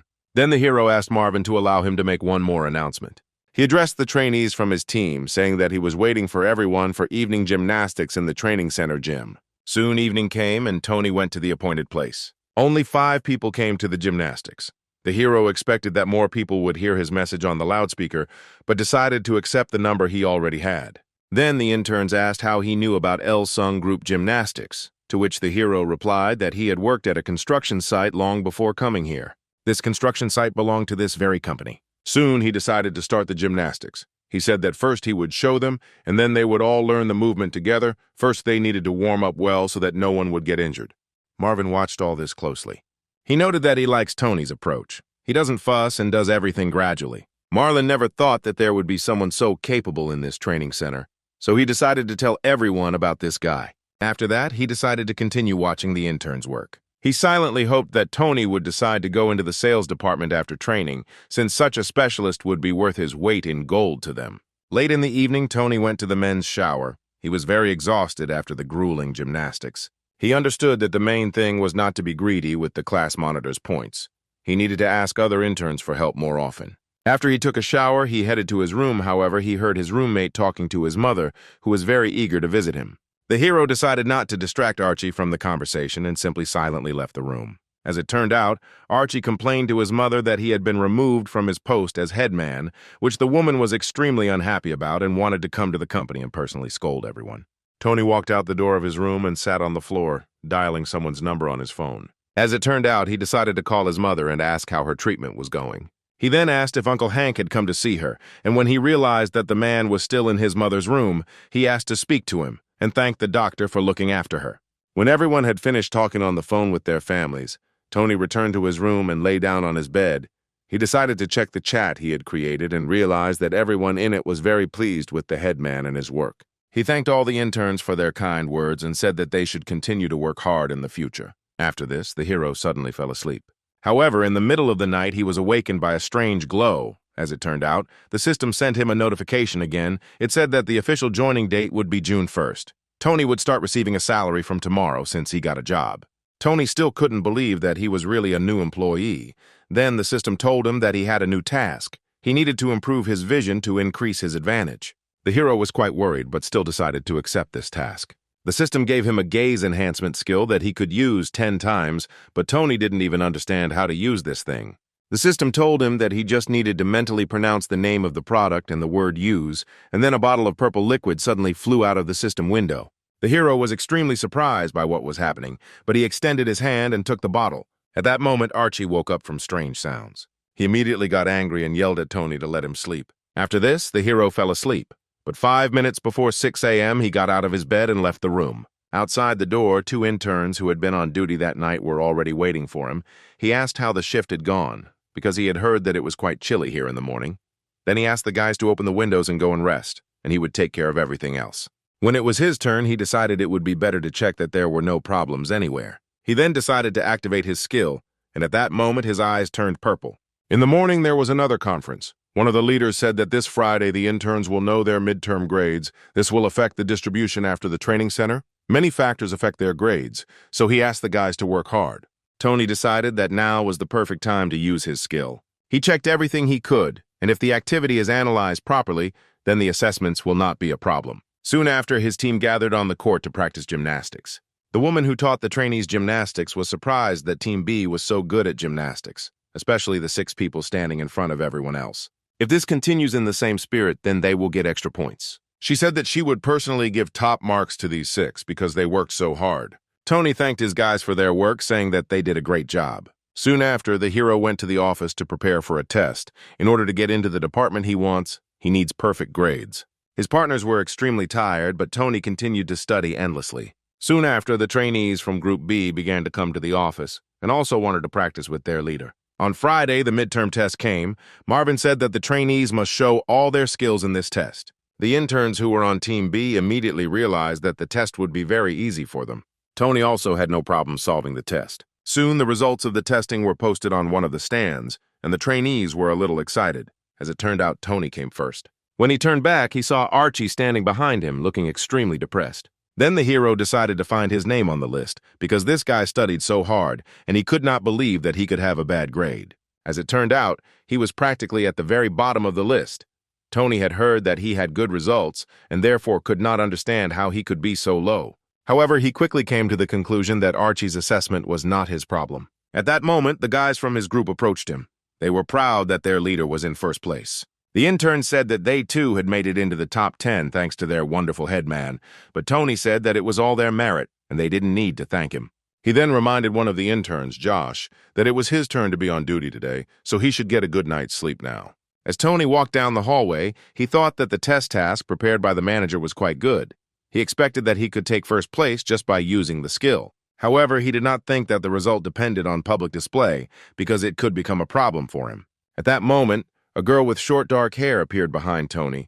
She was trying to make sure that it was really Tony standing in front of her. She reflected that he had looked a little different when she was younger, but decided she would find out later. As Tony headed to his room, the system appeared in front of him again. She told him something that greatly interested the hero. When he entered the room, Archie was already sitting inside, looking extremely depressed. At first, Tony didn't pay attention to it, but he felt a strange feeling in the atmosphere. He then turned to Archie and said he was going to bed, to which his roommate asked him if he was pleased with himself. Tony didn't understand what he was asking, so Archie repeated his question. The hero looked at his neighbor with displeasure, realizing that now he would again begin to blame him for his troubles. However, Archie seemed to genuinely believe that Tony was to blame for his failures. Then the hero sighed with displeasure and said that they had agreed that they would not quarrel anymore, so he would pretend that he had not heard anything. At that moment, Archie got up from his bed and demonstratively apologized to him. He then angrily asked him if he had even had to apologize. He approached him and said that in that case he would repeat his words in a more polite manner. He said that it wasn't enough for Tony to steal his post. He also decided to grab the first place in the ranking for himself. The hero countered by saying that his grades were at the bottom. Archie had the worst score on their team, but Tony in his place had nothing to do with it. Archie said that this wouldn't have happened if he had remained a prefect, and maybe he was only at the bottom because the leaders were unhappy with him.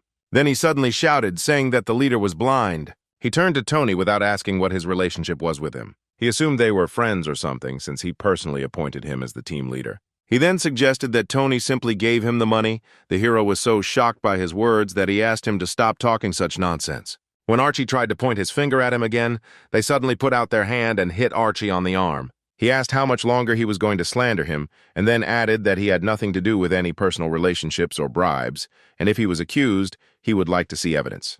Then Archie suddenly grabbed his hand, saying that Tony had just hit him.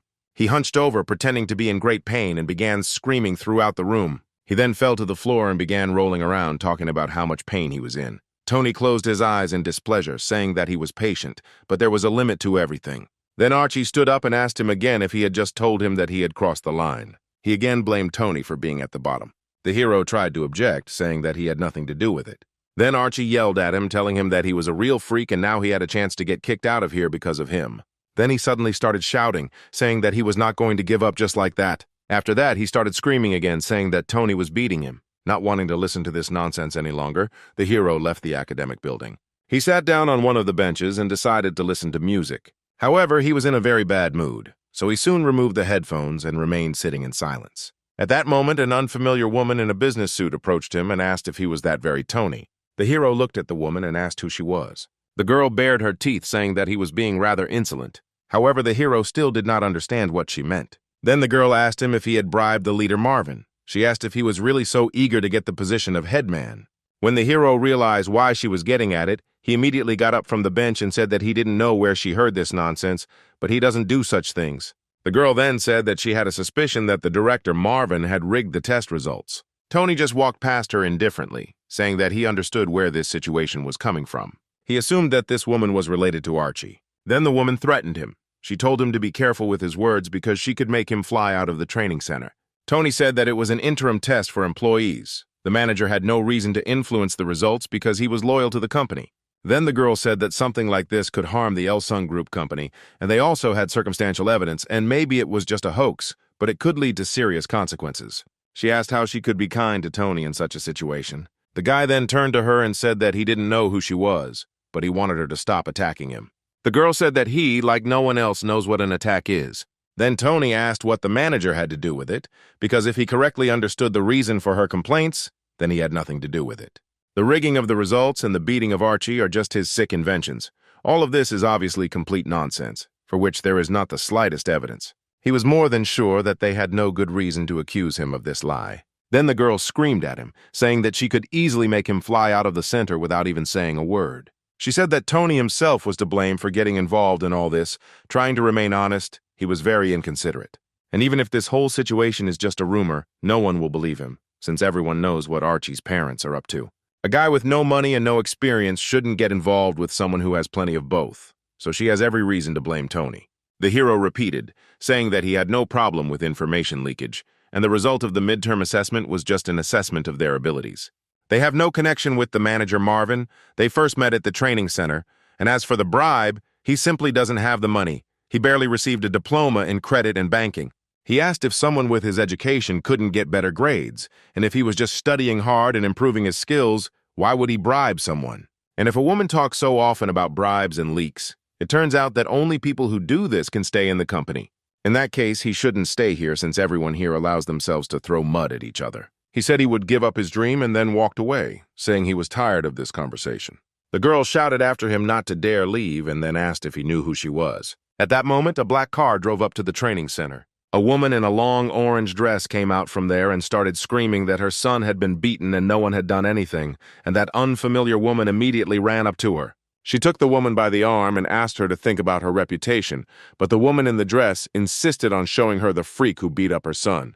And she asked her subordinate to take care of her dear son, but the dark-haired woman insisted that she not shout here, because this was a training center. Tony immediately realized what was going on. The dark-haired woman glared at him. Tony paused, wondering what kind of sick family had fallen on his head. Meanwhile, Marvin was resting after an incredibly hard day at work. At that moment, Tony walked past his office and stopped because he noticed that the manager looked rather miserable. Seeing a large suitcase next to his desk, he asked if he was going somewhere. Marvin said that there was a disciplinary committee meeting coming up, and it turned out that Archie's father was a member of parliament, so he had no choice but to go home. Tony assumed it was because Marvin had given him a perfect score on the test, but the manager said that had nothing to do with it. He said it was a fair assessment of each team, and it just so happened that Tony earned the most points, which is why he came in first place. However, the hero noticed that the man's suitcase was quite large, so he had only one conclusion. Marvin said it was like trying to put out a fire with straw. No matter how hard you try, nothing will change. Sometimes things don't go the way they want them to. This bastard's father screwed everything up and they can't fix it. They'll either cut his salary or just transfer him to a smaller office. Then he suddenly burst into tears, saying that now it would not be easy for Tony and even Archie. Because of those, they had to keep a close eye on him. Marvin was upset that he had done poorly, and it pained Tony to watch him suffer. He said that a company employee must be strong-willed because they are innocent and nothing else matters. But Marvin said that their innocence does not benefit them because their opponent is the son of a member of parliament. Then he asked if Tony was up to something. The guy said he had a plan all along, he just needed to muster the courage. Then he remembered the day when one of the interns on his team, Josh, went to bed to go on night duty. After that, the hero walked down the corridor thinking about the test. As he approached his room, the system sent him a notification. When he turned around, he saw that the system was asking him whether he could drag others into trouble for their own good. It was quite a difficult choice for the hero, but the system said that his choice would determine the future, so he should think it over carefully. After a while, Tony and Martha went into the small conference room. The meeting was held so late because they had a problem with information leaks, as well as suspicions of bribery and even violence. Philip said that this was the first time something like this had happened since the training center was established.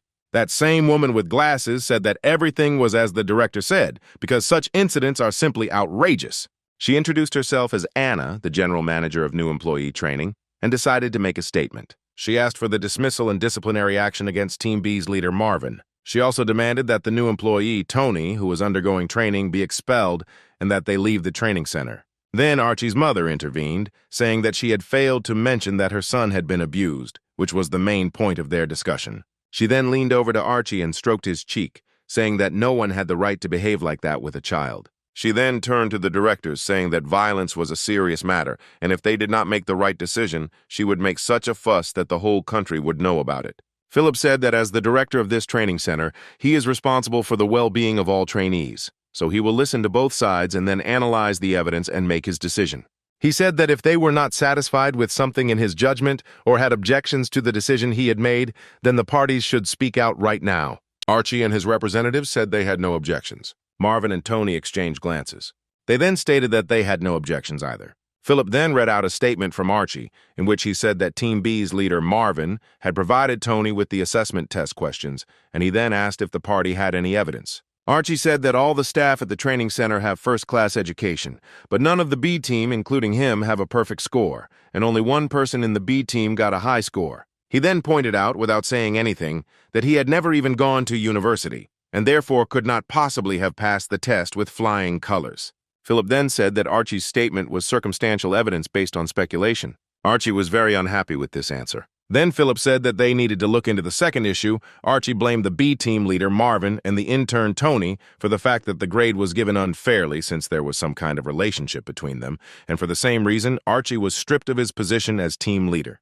The chief said he also believed the evidence presented here was only circumstantial. Archie had no choice but to agree with this. The manager was tired and sighed, realizing that there was nothing significant here either. However, even if these accusations are circumstantial, these are reasonable doubts, and then he asked if Marvin had a refutation, because otherwise he will have no choice but to accept Archie's statement. Then he turned to his colleague, and he completely agreed with him. Philip said that they had heard Archie's statement, and now he wanted to hear Marvin. He asked if he had any evidence to refute his words. However, Marvin stood up and said that he had nothing to say. He had no evidence to contradict it. Philip sighed and continued to look over the statement. The manager then turned to Tony, asking if he had any evidence to contradict this. However, to the surprise of everyone present, the hero said that he had nothing. Philip asked if he should accept Archie's statement. Then Tony stood up, saying that there was someone outside who could testify to his innocence. He hoped that the manager would allow this man to enter. Archie, his mother, and Anna were extremely surprised that a witness was found. Tony remembered the evening when Archie's mother first came to the training center. As they passed him, the system appeared in front of him again. She stated that Tony would not be able to escape the crisis, but he was not alone in this world. He had a close colleague. The system said that in human relationships it is customary to take and give, but such relationships are based on trust. First, you need to extend your hand, and the more trust there is, the more generous the rewards will be. So she asked Tony to ask others for help, and if these are his true friends, then they will help him. Then the hero decided to write to the guys from his team, hoping to find someone who could help him, but he soon realized that he did not have many people who were ready to stand up for him. There were some people who were willing to help their elder, for which Tony thanked them heartily. After that, he headed forward down the corridor. At that moment, he saw Marvin sitting in the office next to the suitcase. So now, being in the debate room, he asked again if his witness could come in here to say a few words. Philip did not object and allowed the man to enter. At that moment, the door opened and the man who entered greeted everyone present. He introduced himself as Josh from Team B. He said he had proof that Tony knew the test results in advance, so Josh said that first, they would need Team B's assessment test and the OCR cards. Then Philip asked Connor to bring these cards here. Soon, test sheets and cards of 5 people appeared on the table, studying the material together with the team leader. Then Philip asked Josh to explain where the evidence was. Josh said that every night the 5 of them studied together with the head boy, Tony. Unfortunately, with the exception of the head boy, all 5 of them answered one question incorrectly. Then Philip asked, in that case, shouldn't he worry even more about information leakage? Josh said that if all 5 of them had the same mistake, then their suspicions were justified, but they answered different questions incorrectly.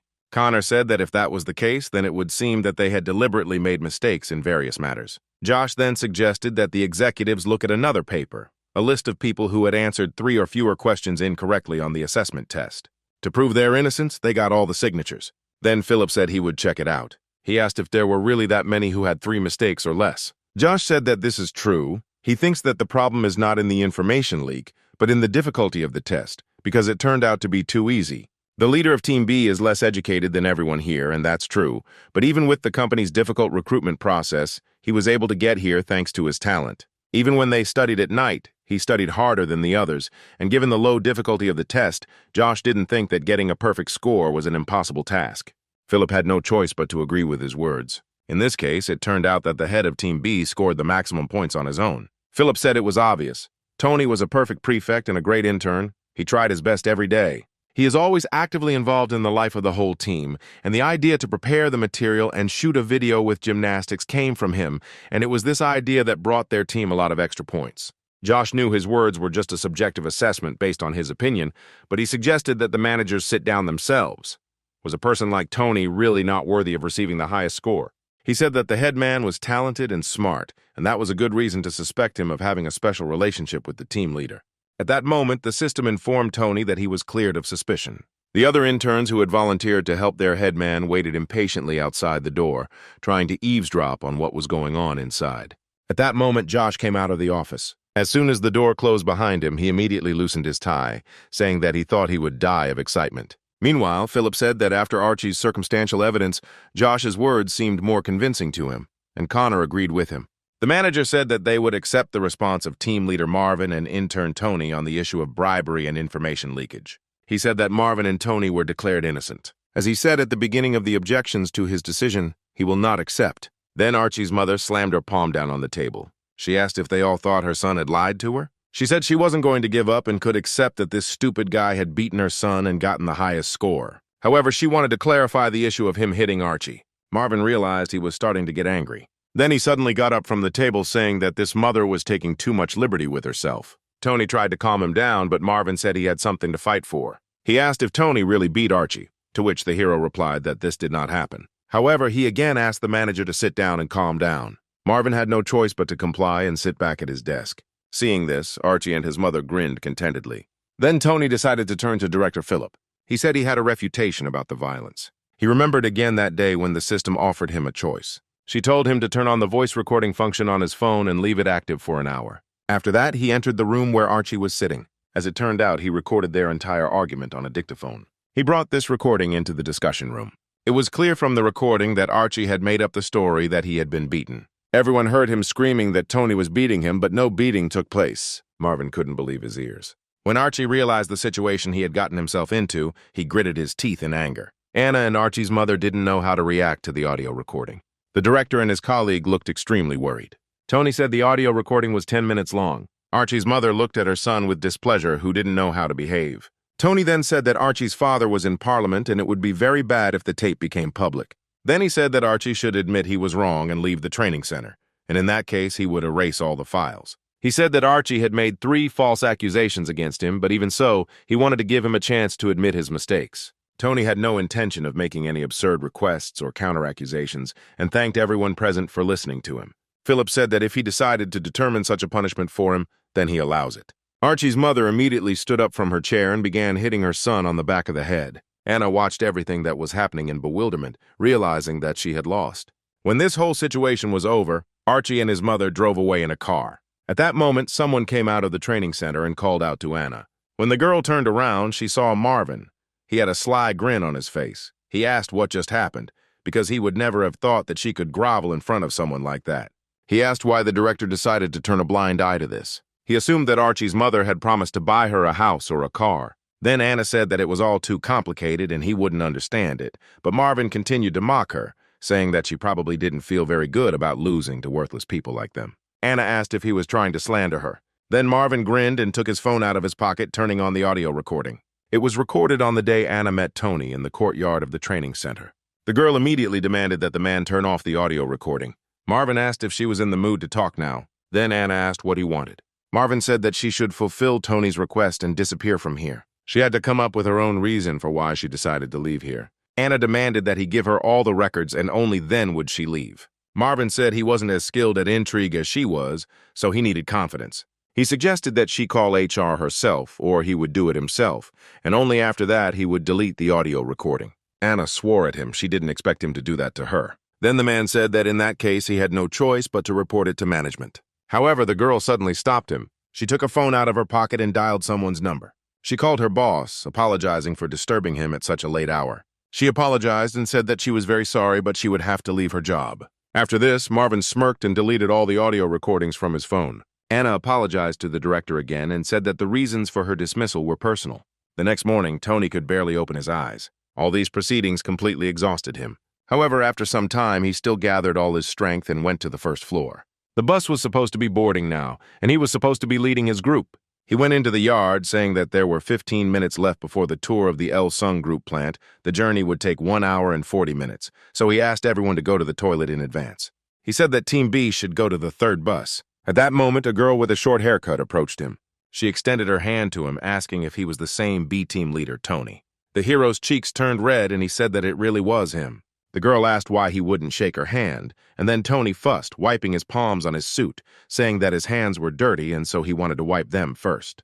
After that, he timidly shook the girl's hand, asking who she was, since he was seeing her for the first time, to which the girl replied that her name was Samantha. She said that as of this week she was leading the C team, so Tony asked her what happened to the one who was in that position before her. Samantha said that initially they switched every week and was surprised that things were different in Team B. However, Tony said that this is not entirely true. Then the girl suddenly laughed sweetly. She asked how long he would hold her hand. Tony laughed awkwardly and let go of his hand, saying that he would remember that the girl's name was Samantha. The girl was surprised that he didn't remember her and wondered to herself if this was really the same Tony. The hero said that the girl came in second on the midterm test, and that was amazing. Samantha then asked if he was stumbling on purpose. Tony scratched the back of his head awkwardly, saying that he was a little nervous and couldn't put two words together. However, Samantha apologized, saying that she had been too pushy, and added that if Tony, like her, decided to apply for the strategic planning department, they would see each other quite often, so she decided to get to know him in advance. The hero was surprised to hear about the strategic planning department. At this point, the system told him that this department is the brain of the company, determines its future and important moments, therefore it is considered key. The expected profit in this department can be calculated to infinity. Tony was extremely surprised that in this department one could earn practically endless income. When Samantha saw him looking somewhere behind her, she turned around, thinking that someone was standing behind her. She then turned back to the man, saying that they had the weekend tomorrow so they could have dinner in the town near the training center. She asked if it would be too much of a burden for Tony. She said she had some ideas about developing a strategy together for studying at the training center. To get into the strategic planning department, you need to be in the top 5 in grades. She asked the man to think about it and hoped that he could spare some time for her. Then she handed him a piece of paper with her phone number written on it. She said that for those who aspire to get into the best department, there was nothing wrong with exchanging information, and Tony thanked her for this. She then said that it was time to board, so she needed to take care of her team. Tony said sheepishly that he had to go too. When the girl left, he continued to look after her. Samantha turned around and said that it didn't matter what her colleagues were doing now, because their alliance was above all else. Tony smiled at her and pressed the piece of paper with her phone number to his chest. At that moment, a man looked out from behind a nearby bus, watching Tony and Samantha's conversation. As he looked after the girls, his cheeks turned red. When Tony returned to his room, he began to reflect on the fact that Samantha's intentions did not seem to be the purest. However, he did not understand why she decided to contact him. He was very worried about this whole situation. Meanwhile, Samantha went to the board where the test results were posted. She noticed something strange. Tony's name was both at the beginning and at the end of the list. She couldn't understand why a person with the same name scored different numbers of points. The only information she had was that the grandson of the Elsung Group chairman, Tony, was in the training center. However, she realized that she did not have enough information, and she needed to study this situation better. Still, she decided she'd learned enough and wondered if the company had pushed the chairman's grandson to the back burner. In the evening, Tony did not put on casual clothes and went to room B20. He opened the door asking what he needed because he had already said that he had the weekend and was not going anywhere. However, Tony still came out and went outside. Josh asked him if he was really inviting him to dinner. However, the hero remained silent, which made Josh very wary. Meanwhile, Tony was wondering what Samantha's real goal was. The girl herself said that she was too persistent, since she decided to get to know him in advance. Tony knew he should aim for the strategic planning department, but he didn't understand why Samantha had chosen him as a partner because they had finished first. He remembered her words about how their alliance would come first. The hero decided that it was too early to show that he suspected her of something. He wondered if she was trying to beat him to get ahead. However, she could also regard him as an outside observer. This girl was smart and quite impressive. All this time, Josh did not understand what was happening. He asked the headman why he was behaving so strangely. When he still didn't get an answer from him, he suddenly ran up to Tony and grabbed him by the neck, starting to laugh and asking how long he would ignore him. When the guys finally spoke to each other, Tony asked what he had been thinking about all this time. As it turned out, the headman didn't even notice that he was ignoring the guy. He said that Samantha invited him to dinner. Josh was extremely surprised because Samantha was the new head of Team C. She was the same girl who took second place in the midterm test. Tony noted that the guy was talking about her too enthusiastically. Josh suddenly hesitated and asked Tony why he was looking at him like that, because everyone knew that this girl was called the goddess of the training center interns. As it turned out, she had been called that since the very beginning of her stay here. When Josh started praising her too much, Tony asked him to stop. Then Josh asked him when they were meeting. Tony said that their meeting would take place at his place right now, and then thoughts began to come into Josh's head about Tony taking first place, Samantha taking second place, and he taking third place. Then he asked if it was all due to a strange coincidence. Tony said it was not a coincidence, but an alliance. He asked Josh if he had thought about joining the strategic planning department. Josh asked why he was asking him the question so suddenly. Was the strategic planning department the main purpose of this dinner? Tony then said that Samantha had originally planned to meet only with him, but he didn't really want to, so he asked Josh to join. Josh is also at the top of the list, so he decided to invite him. He apologized for not telling him straight away, but Josh said it was okay. He said that this had been his goal since he entered university. Tony chuckled, realizing that he had actually just made that up. Meanwhile, Samantha was already waiting for Tony near the entrance to the cafe. She was a little upset that he was late. Soon, she saw Tony coming around the corner. She was delighted and immediately wanted to get up and go meet him. However, a moment later, another guy came out after him, whom she saw for the first time. This circumstance upset her quite a lot. Tony greeted her, but Samantha said she thought Tony would come alone. The hero said that he thought that Samantha would not come alone. Soon, all three went to a cafe and ordered food. Tony didn't understand what was happening or what Samantha was thinking. Then the hero turned to her, saying that having dinner with her was a great honor for him. The girl said that his feelings were mutual. She said she was very glad to meet such a talented man, and it was a pity that they were having dinner in such an inconspicuous place. She thought Tony had never eaten anything like it. Tony and Josh were surprised by her words. The hero looked closely at the girl, trying to understand what she meant. Samantha said slightly indignantly that they had placed first and third on the midterm test, and that was amazing. Tony didn't say that they tried very hard. She herself took second place, and that was also a very decent result. However, Samantha didn't answer. She just continued to eat her food in silence. Soon it was late evening and all three left the cafe. Samantha said that Tony's team seemed to have become a family and that Team C had already earned a reputation. Despite the incident that happened last night, the trainees don't know everything, and this isn't just one incident. She remembered a video of some guy recording gymnastics for a team. People were saying he had been doing great from day one. There were 5 people in the video. This made the training director very angry, so Samantha asked if Tony knew that the entire C team treated him like an upstart because none of them thought to film the gymnastics first. As a result, each member of Team C had a quarter point deducted from their rating, so they decided to change their class monitor. Tony said he was sorry, but Samantha said he was the reason she got the job. Josh then asked if this meeting was really designed to survey competitors and remove obstacles to the strategic planning owners. Tony tried to stop him, but the girl said that she had nothing to hide and added that there was some truth in it. She wondered what someone who could beat her on the test would be like and wanted to meet that person in person. Then she heard again about the night incident involving him, and she became even more interested. Her desire to find out from Tony only grew. That was her motive. She was serious about getting into the strategic planning department, and she was curious what the guys thought about it. Tony said he hasn't decided anything for sure yet, he's just doing the best he can day by day. The girl said it was a bit disappointing because everyone was doing their best. Besides, she didn't understand where else Tony could aspire to, if not to the strategic planning department. She asked him to think about it since she didn't know what the others were hoping for, but she could understand him. Then Samantha thought about how it would be nice if there was a way to be sure of getting into the top 5. Tony said he wasn't sure if that was possible, and even if it was, wouldn't it be better to give it to someone from Team C? Then Josh suddenly intervened in the conversation. He said that in fact Tony also wanted to join the strategic planning department. He had been thinking about this idea for a long time, and he even had some suggestions. Samantha said that was good, but he should talk about it himself, because if he's not interested in the strategic planning department, then their meeting was in vain.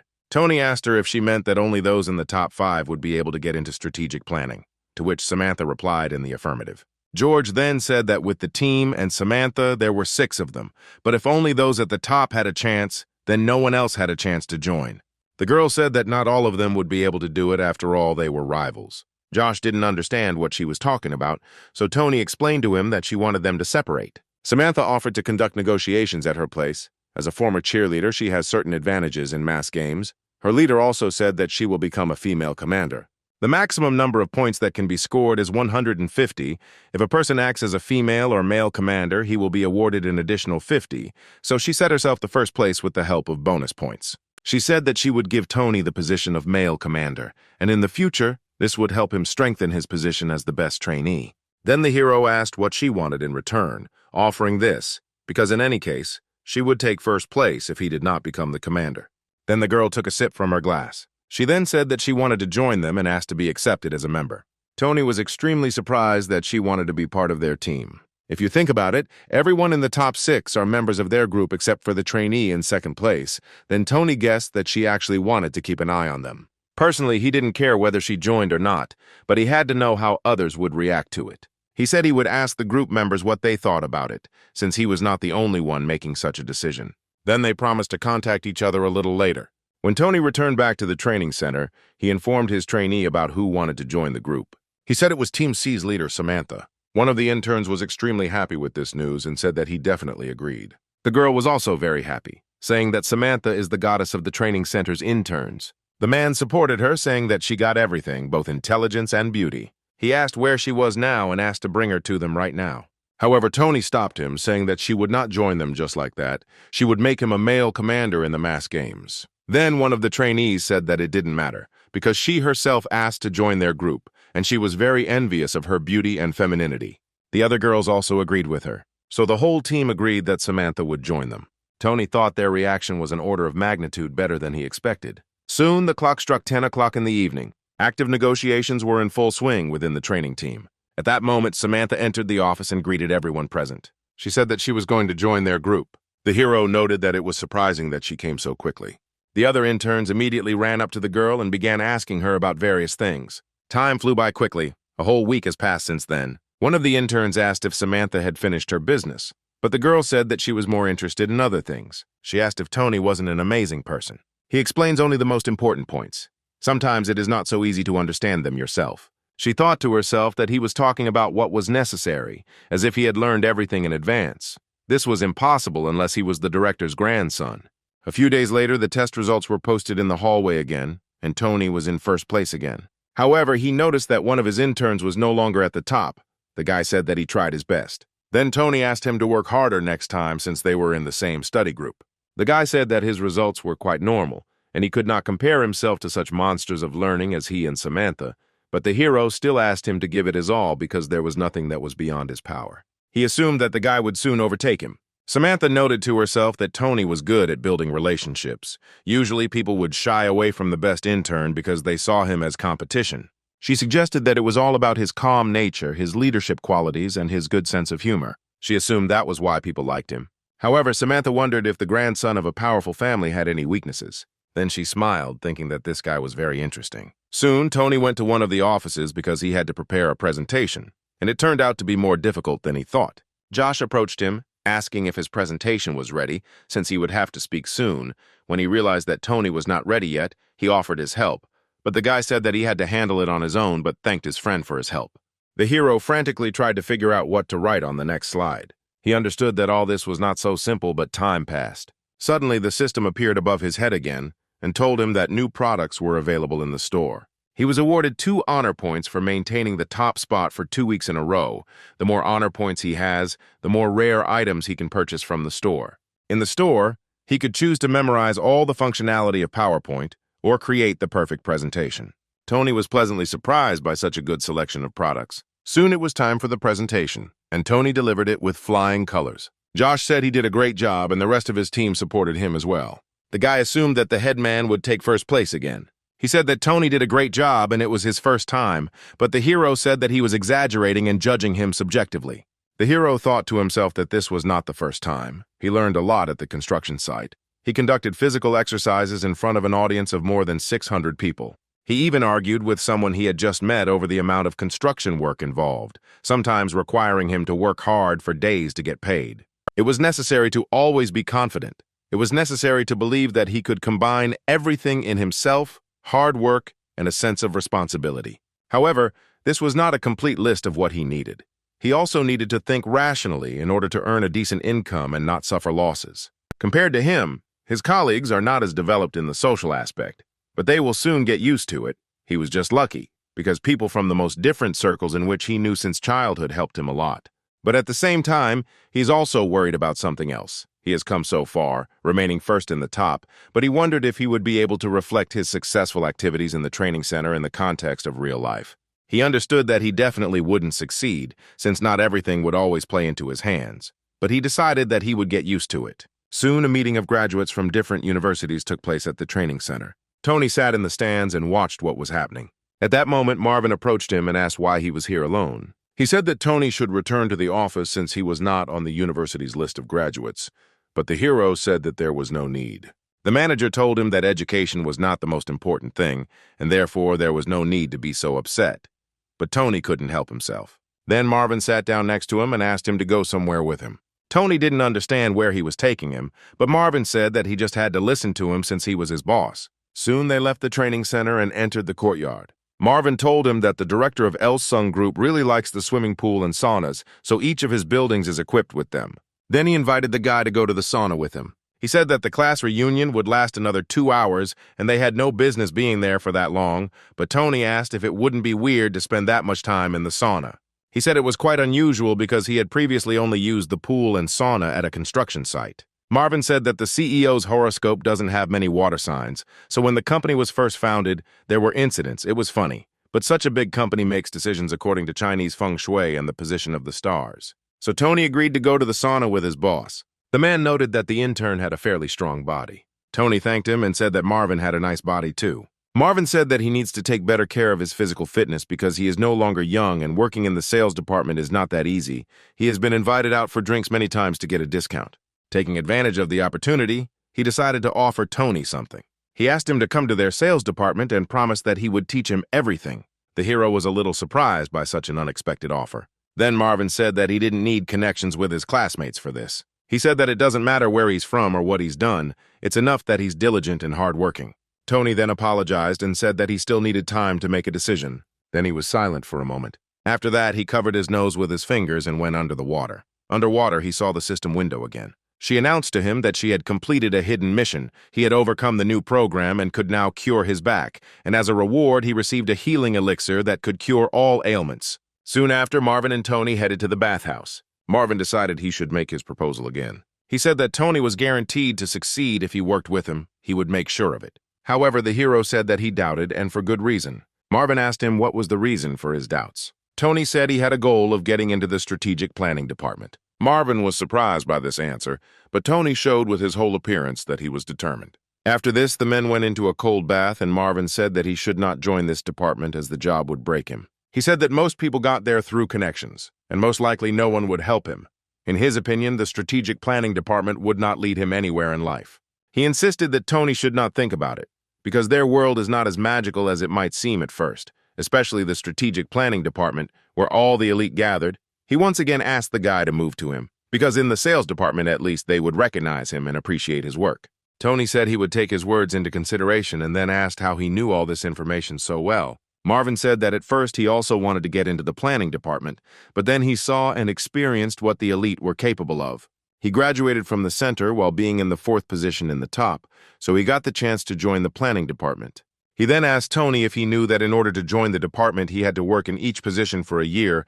Martin himself had failed the final selection, wasting a whole year. He said it was because of his education. He graduated from a less popular university than those he competed with. Then Tony wondered what was happening to the university graduates. If that was the case, then he now understood why Marvin was so eager to advertise the sales department to him.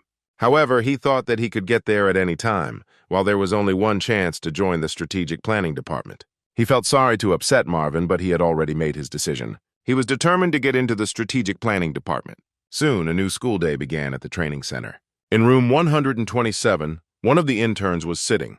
At that moment, a man came to him and asked if he had joined the company. When he realized that the guy did not recognize him, he said that he was the assistant manager, and his name was Chester. However, the guy had no idea where he knew him from.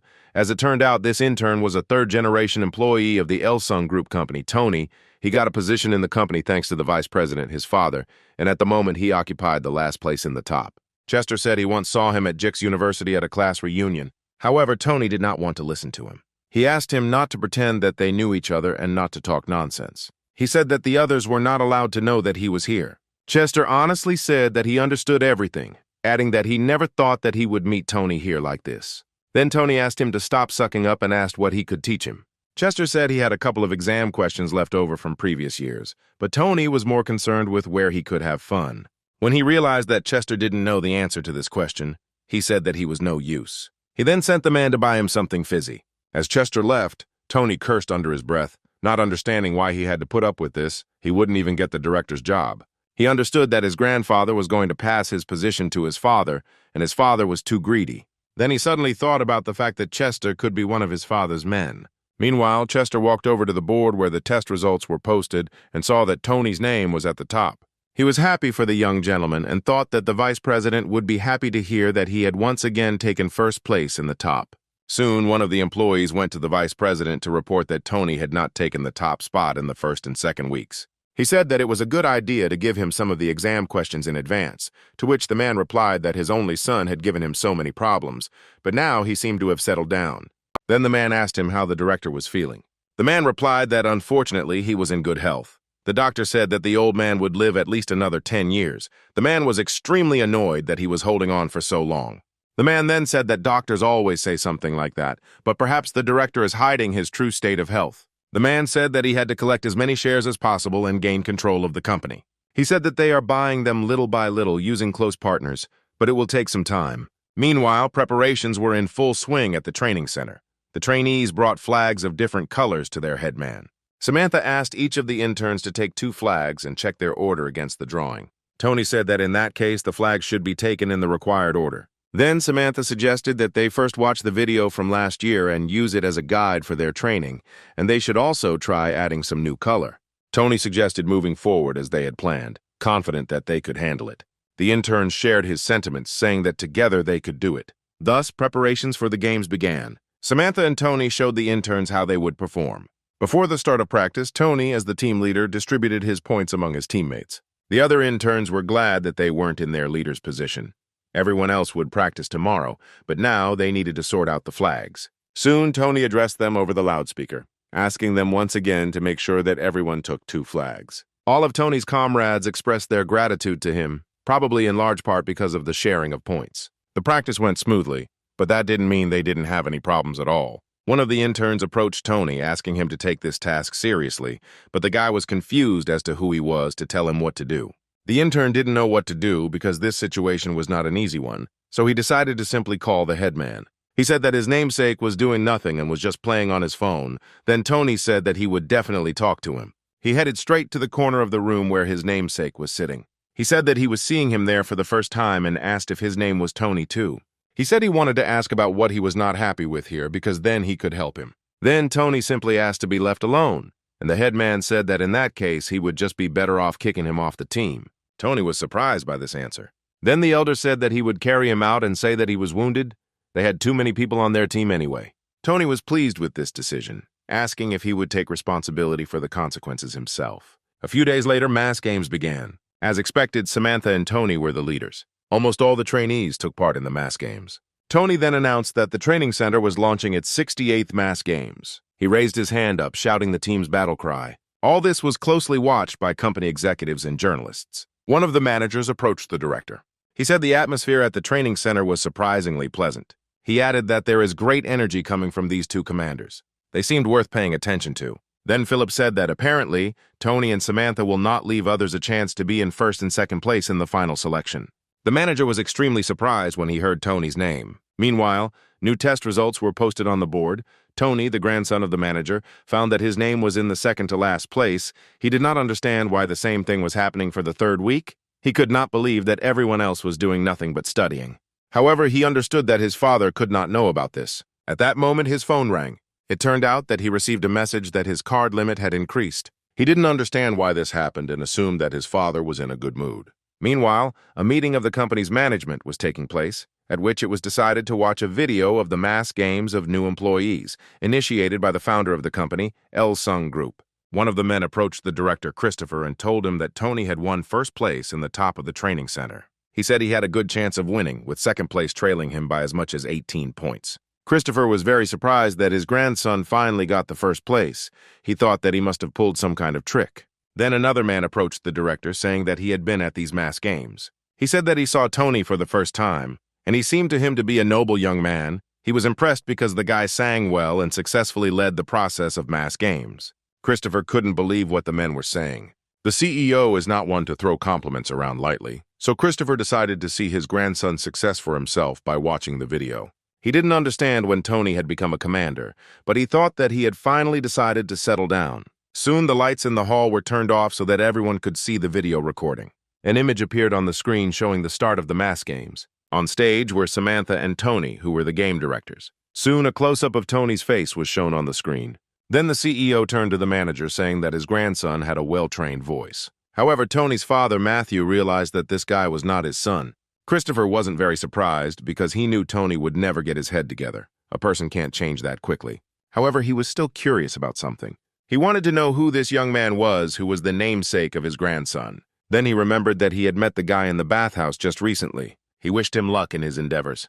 Then he realized that this was the same guy he met at the construction site, and he was glad that he came to Elsung Group. When the meeting was over, the CEO said he couldn't believe that Tony had grown up and become a part of their company, and then he asked the director why he had kept him hidden for so long.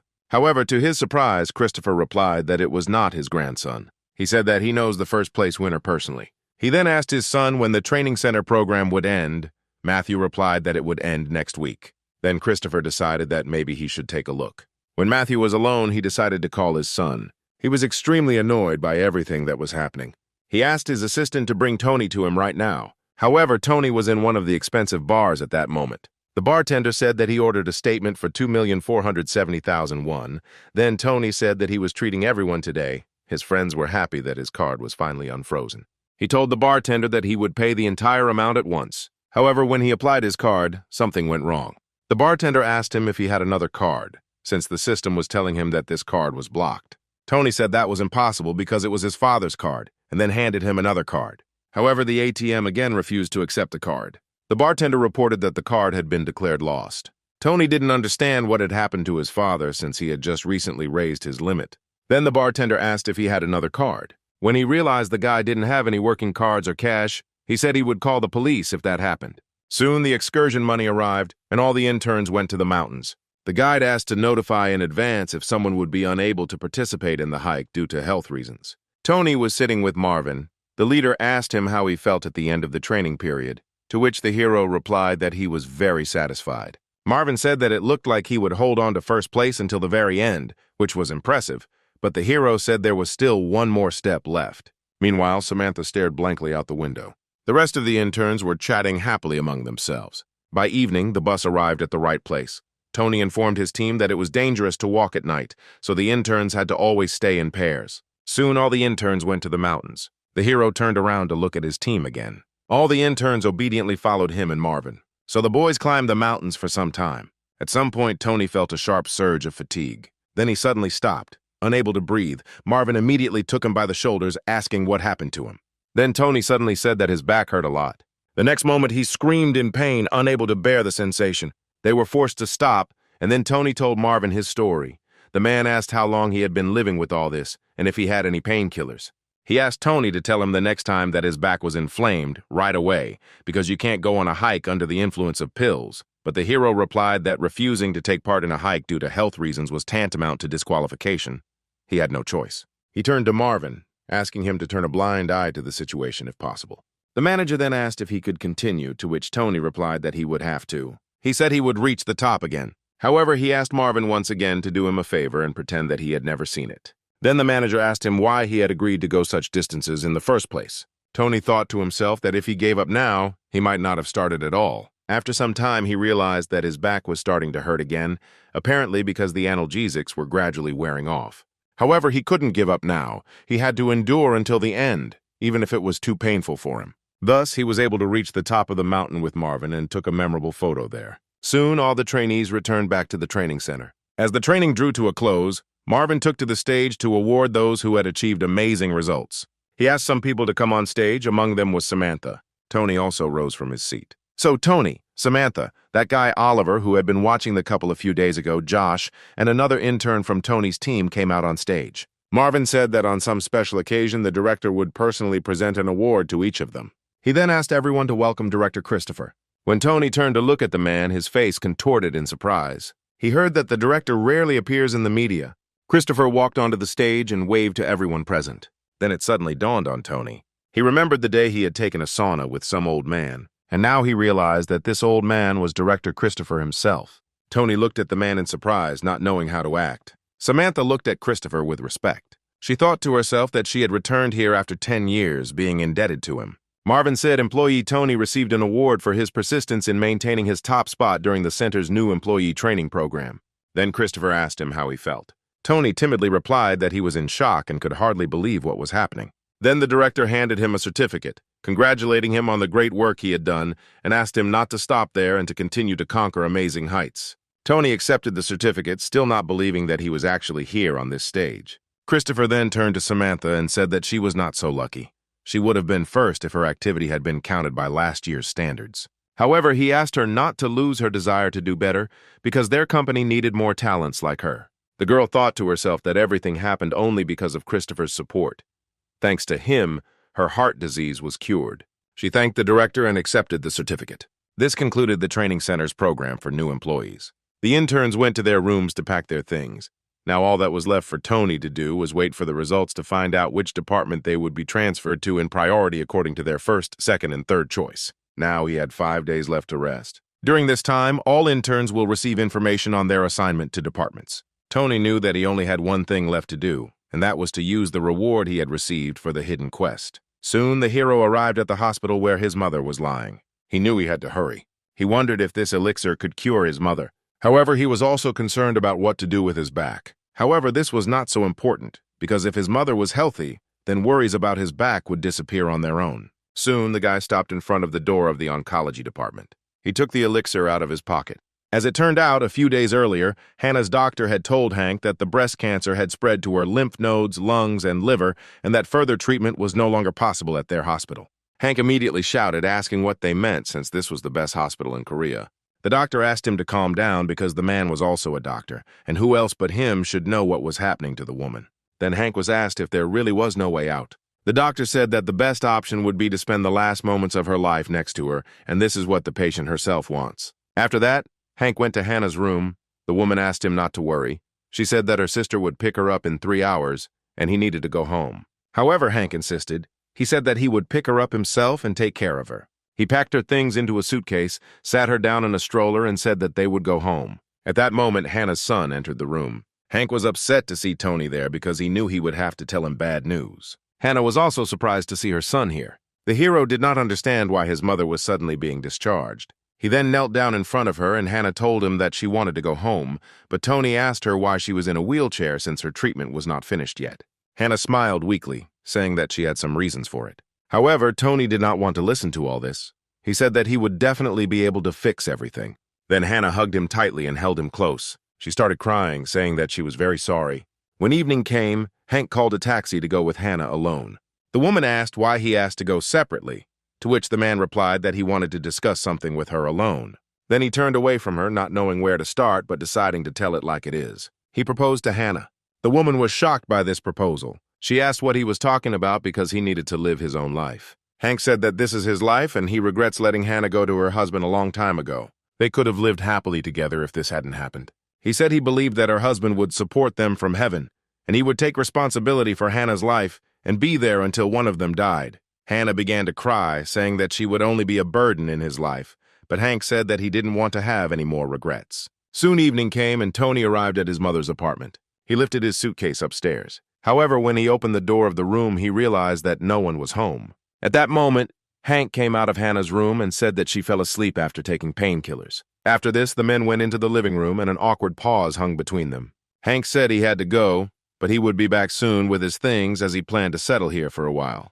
Hearing this, Tony smiled and approved of the man's decision. He walked him to the exit, watching him get dressed. Finally, Hank turned around and addressed Tony. He asked him not to worry about his mother as he would take care of her. After that, he said that he could call him if something happened. When Hank left, Tony went to the room where his mother was. He sat down next to her on the bed, thinking to himself that she had been through a lot. Then he reached into his jacket. Soon he pulled out a bottle of multicolored liquid from there. He said that he wanted to give this elixir to his mother. He tipped the bottle down, intending to give it to Hannah, but it did not flow. Tony looked closely at the bottle, not understanding why the liquid was not flowing out.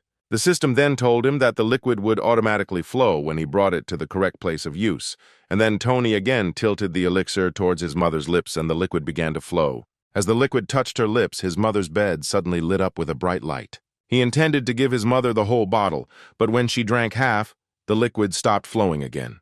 The system told him that he had used enough and asked Tony to use the remaining amount to heal his back. Then Tony suddenly realized that the system knew that he would use the elixir to cure his mother and not himself. After some time, morning came.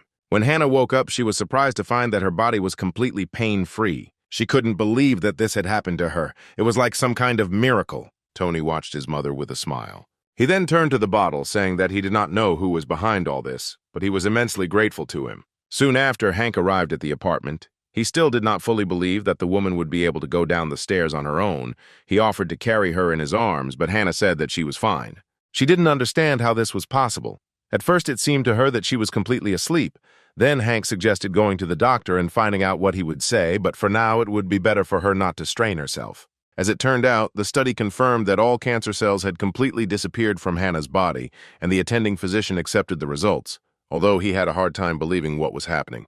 Mr. Hank, being a doctor of a different specialty, could not accept the reality of what was happening without a proper medical explanation. But in the end, he had no other choice. He walked out of the office and sat down next to Hannah and Tony, saying that miracles did happen, of course, but they needed to monitor the woman's health very closely. After some time, Hannah, Hank, and Tony finally got used to the current state of affairs. His life as a hero, as a full-time worker, began. He arrived at the headquarters of the Elsung Group main office. At that moment, one of the workers approached them, asking if the other workers had received their salaries since they were supposed to receive $3 million. As it turned out, he only received $2,210,001. Then Josh told him that the senior said that they only receive 80% of the rate during the internship. He then turned to Oliver, who was the leader of Team A. The guy said his name was Clyde and said it was nice to meet the team leader. He said that they were all about 26 here, but Tony said that he was 25, explaining that he started school early. Oliver said he was turning 28 this year, had studied abroad, and joined the company a little later. She and Clyde decided that they would take care of each other. At that moment, Albert, the director of the strategic planning department, approached them. He said that they didn't have much time and asked everyone to go to the conference room. When everyone arrived, he greeted all the workers in his department and said that he wasn't sure if they had heard about this, but the planning department accepts workers who have been with the Elsung Group for 3 years, after which they decide which 5 people will stay. Then Josh said he had a question. He was wondering what they would do for 2 years while waiting to be accepted into the department. Or he said that they all know what to do. Strategic planning is called the flower of Elsung Group. He then asked the workers what happens when a flower does not open its petals. Josh replied that in that case, the flower is not able to reproduce. Connor said that without flowering, there is no reproduction, and without reproduction, it cannot grow and it will lead to withering. A company must continue to grow for its future in the global market. A fading company will not survive. So everyone here needs to be willing to become a flower to join their department. They need to excel in several areas to achieve their goal.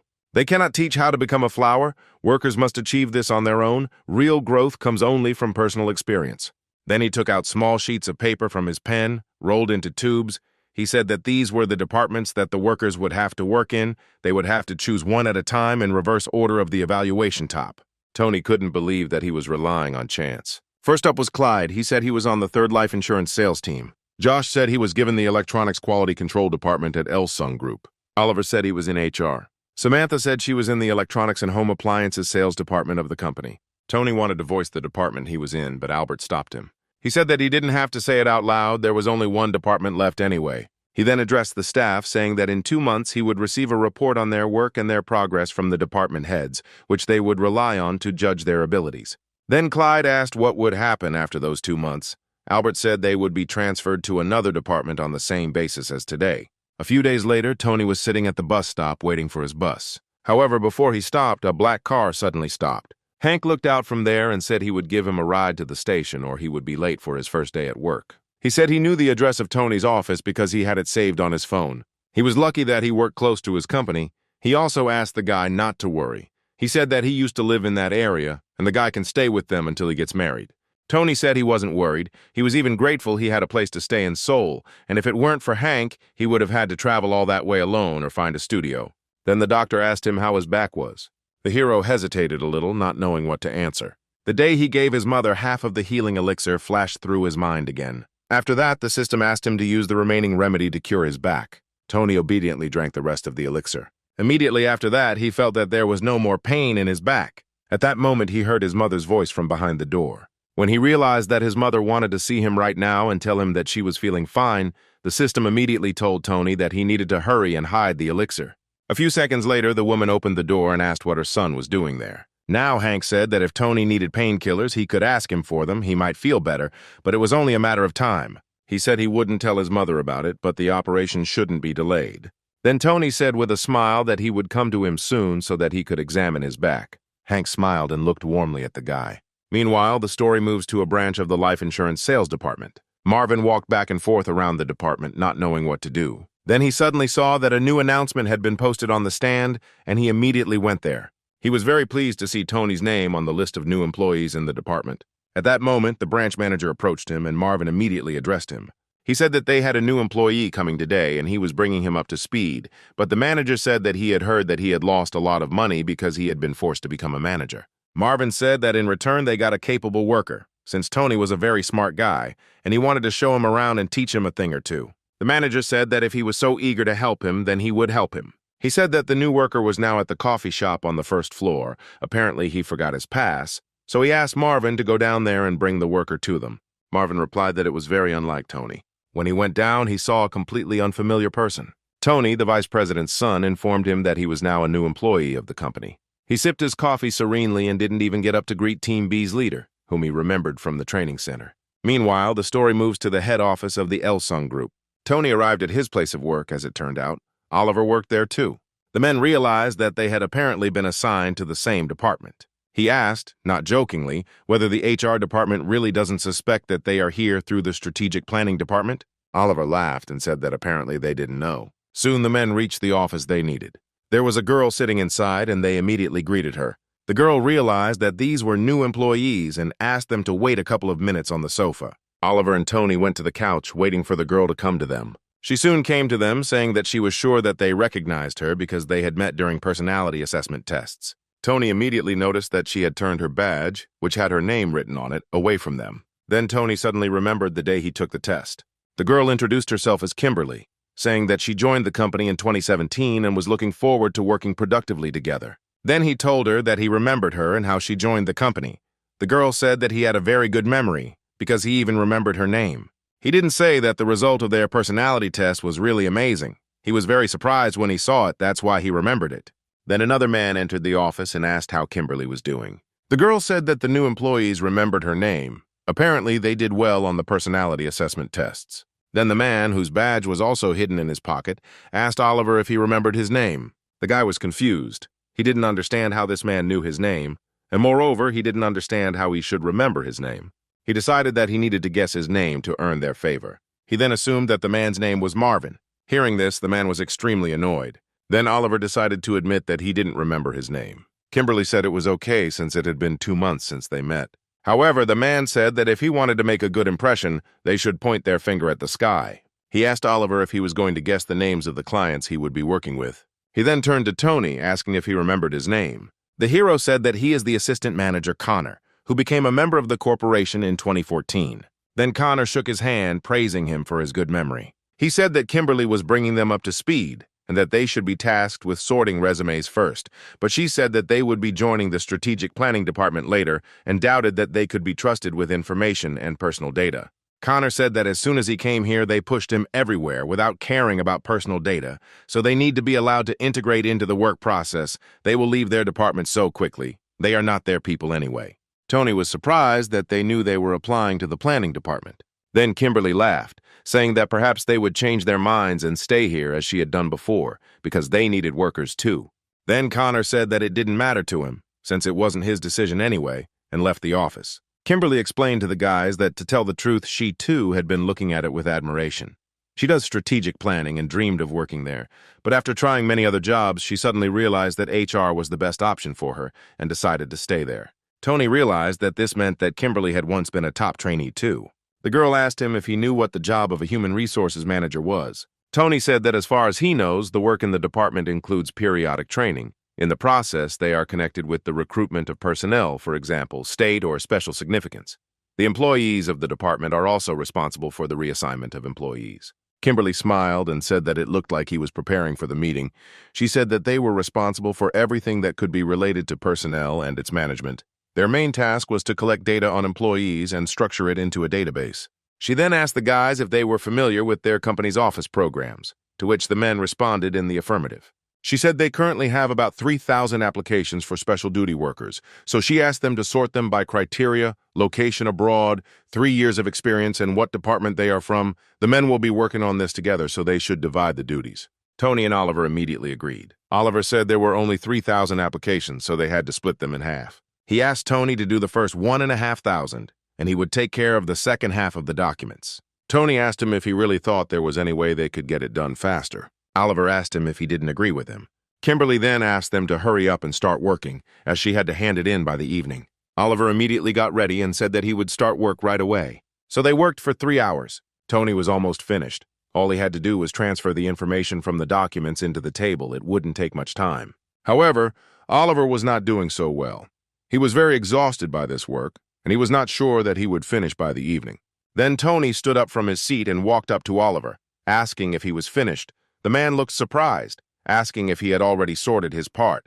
The hero said that the program had an auto-filter and search function. He used it to sort the data according to categories, and now all he had to do was print the documents. Oliver said that it looked like he wouldn't be able to finish today and he didn't know what to do. Then Tony said that he took care of his half of the documents too. They could say that they did it all together. Oliver couldn't believe that his partner had helped him so much. The hero said that you need to respect your comrades and love your country, and then everything will be fine. Then he called Kimberly, saying that they had finished the work together. They had done it much faster. At first, the girl didn't believe it and asked again if they were sure that they could send her the finished file. Then Tony said he would send it via corporate email. When Kimberly checked their document, she noted that everything looked quite good. She told the assistant manager that the new employees were very good. Connor chuckled and then asked them if they smoked. Oliver raised his hand and said that he smoked. He then called him up to the roof and asked if Tony wanted to join them. However, the guy thanked him for the invitation but was forced to refuse. Soon after, Oliver and Connor went to smoke on the roof of the company's headquarters. Connor asked the man how his first day was going, but Oliver himself didn't understand yet. Connor said that he shouldn't worry because it's always difficult at first, but then he'll get used to it. Oliver really hoped so. Connor then asked him how well he knew Tony. Oliver said he knew him quite well. He was the team leader, and Tony led the B team during the training period. Connor said this guy, the leader of a top team who had moved into the strategic planning department, seemed to understand that he was the best of the best. He said Tony is incredible for many reasons. He was not a graduate of a prestigious university, but achieved everything with the help of a student loan bank, and here he copes just fine. The only work experience in his life he acquired through physical labor, which is of no use in an office. Oliver couldn't believe that Tony had earned his living through physical labor before this. Connor asked if he didn't know about it. Oliver said he had no idea, since they had only met him at the training center. He said that, judging by the information from the HR department, Tony's situation was fundamentally different from Oliver's. He asked the guy to be kinder to his partner, because he was older than him. Oliver smiled and replied that it was. Connor then headed back into the building, saying that he always enjoyed making friends with his colleagues, and asked Oliver not to be wary of Tony just because they were ranked differently. When Oliver realized that the elders here were so kind and caring, he smiled. Soon after this, evening came. Tony and Oliver were walking together after work. Then the guy asked the hero if the team doesn't throw a festive evening for newcomers. Tony replied that no one else does anything like that. Then Oliver suggested celebrating their first day at work. Tony asked him where he wanted to go. Oliver said he knew a place. Soon the men came to a small food stall. They sat down at the table and Oliver asked the saleswoman to bring them some fish pie soup and 2 bottles of soju. He poured the drink into Tony's glass and offered it to him. Then he asked him where he came from. Tony said he came from Cheonan. He also heard that Oliver was from Sokcho. The man said that they were both from provincial towns, and it wouldn't hurt for them to get to know each other better. He said that since they had joined the company at the same time, they could talk to him in a way that he was comfortable with and skip all the formalities. Tony smiled and agreed to this proposal. At that moment, a message came on his phone, Clyde talking about how Tony annoys him. The hero was surprised, not understanding what he had to do with it and why he was annoying someone. Then he said that he didn't mean him. He reminded Tony that he had an annoying namesake. He explained that today their boss from the training center signed a contract with a client regarding insurance. But Tony was standing there, looming over her, arms crossed, eyes wide. The client immediately became indignant, asking why this young man was looking at her like that. As it turned out, the client ended up not signing anything, and thus the company lost $200 million. Then Oliver asked Tony what was going on. The hero said that his friend wrote a couple of messages in the educational chat. Oliver was surprised that they had such a chat. Then Tony reminded him of the group he had studied with at the training center. He said they had created a general chat room, including everyone who had been in the strategic planning department. He then asked if he remembered Tony and their teams, and Oliver's face immediately became angry, telling him not to even start talking about him because the guy was just awful. At that moment, the hero remembered the day when he encountered his namesake. He approached him and asked what he was not happy with. In response, Tony only asked to be left alone. Then Oliver asked if Samantha was in this chat. Tony said she was there and asked why he was asking. Oliver's face turned red and he said that the girl was very beautiful and smart, and then asked to be added to the chat too. The hero said that he would ask the others about it and add him if they didn't mind. Then Oliver got up from his table and said that all the drinks would be on him. The next day, the men went back to work at the company. Kimberly said that at the very bottom of their company's website, they would find videos that listed the criteria for recruiting staff, and their job today was to review these videos and they would be published next week. She asked them to think about what they should prepare and what they should review. The men said she could rely on them. At that moment, the phone did not ring again. When he picked up the phone, he saw that the manager's assistant Marvin was calling him, but the hero did not understand why he was calling him at such a time. He picked up the phone and greeted him in a whisper. Then Marvin screamed, saying that he had been causing them problems since day one, and today he had not even shown up for the event without any warning. Then Tony said that he was at work now. Apparently Marvin called the wrong Tony. The man apologized for getting the numbers wrong and then said that the guy was really getting on his nerves. Then he decided to ask his friend what department he was currently working in. Tony said he was in HR right now, and then Marvin said they should call each other later. The man was extremely unhappy that no one was picking up his employee's phone, so he decided to simply call his home number. Meanwhile, the story moves to the cottage of the director of the Elsung Group, Christopher. In the middle of the day, his phone suddenly rang. He picked up the phone and asked who was calling him. It was Marvin, and he wished the man good morning and said that he was an assistant manager at the company where Tony worked. Christopher asked why he was calling him. Marvin then explained that Tony hadn't shown up for work today, so he wanted to know if something had happened that had caused him to miss out. Christopher said that everything was calm between them, and then he asked again if Tony really had not shown up for work. Marvin said he had been warned yesterday for his behavior, and today he was worried that this might be the case. Christopher asked the man his name again, and Marvin introduced himself again. The director said that he didn't know where he had gone either, but said that he would try to call him and tell him to contact him. Marvin apologized to him for disturbing him and thanked him for his help. Before Christopher hung up, he heard the manager's voice on the phone asking where Tony was now, but Marvin said that his relatives didn't know anything either. The man said that this guy needs to be fired immediately. He refuses to come to work only because he gave him a lecture on behavior for a broken contract for $200 million. As it turned out, Christopher had heard the entire conversation. When he realized what had happened, he immediately cursed his grandson. The man's secretary asked if he had any problems. Then Christopher screamed, ordering the secretary to call the company's vice president and order him to drag his offspring in by the scruff of the neck within the hour. The man decided to ask the reason for such a hurry. Then Christopher said he didn't need a reason. The secretary should just call them right now. 3 hours had passed since then. The company's work was in full swing, but Tony had some difficulties. In front of him was a questionnaire in English. At that moment, Connor approached him and asked if there were any problems with the resume. Then Tony scratched his head awkwardly, saying that his command of English was not that good. Connor said that the level of English needed here was not that high, basic would be enough for him. Then Tony explained that his English was just terrible. Connor asked how many marks he got on the exam. He hoped the answer would be around 800 or 900. However, Tony said he only scored 500 because they didn't take into account his writing skills. Then Connor asked to send him this file, saying that he would deal with the resume himself, but warned Tony that he needed to improve his English if he wanted to continue working for the company. After work, they went to the store to buy English textbooks, but he didn't know which book to start with. Suddenly, he saw a book called English for Business and decided that it would be a good choice. This book cost 18,000 won. Soon evening came and the heroes returned to their apartment. He tried to learn English with the help of a book he had just bought. However, he was very bothered by the fact that everything he wrote down was very difficult to remember. He has no problem understanding politics, economics, and news, but he struggles with language, perhaps because he is only good at memorization.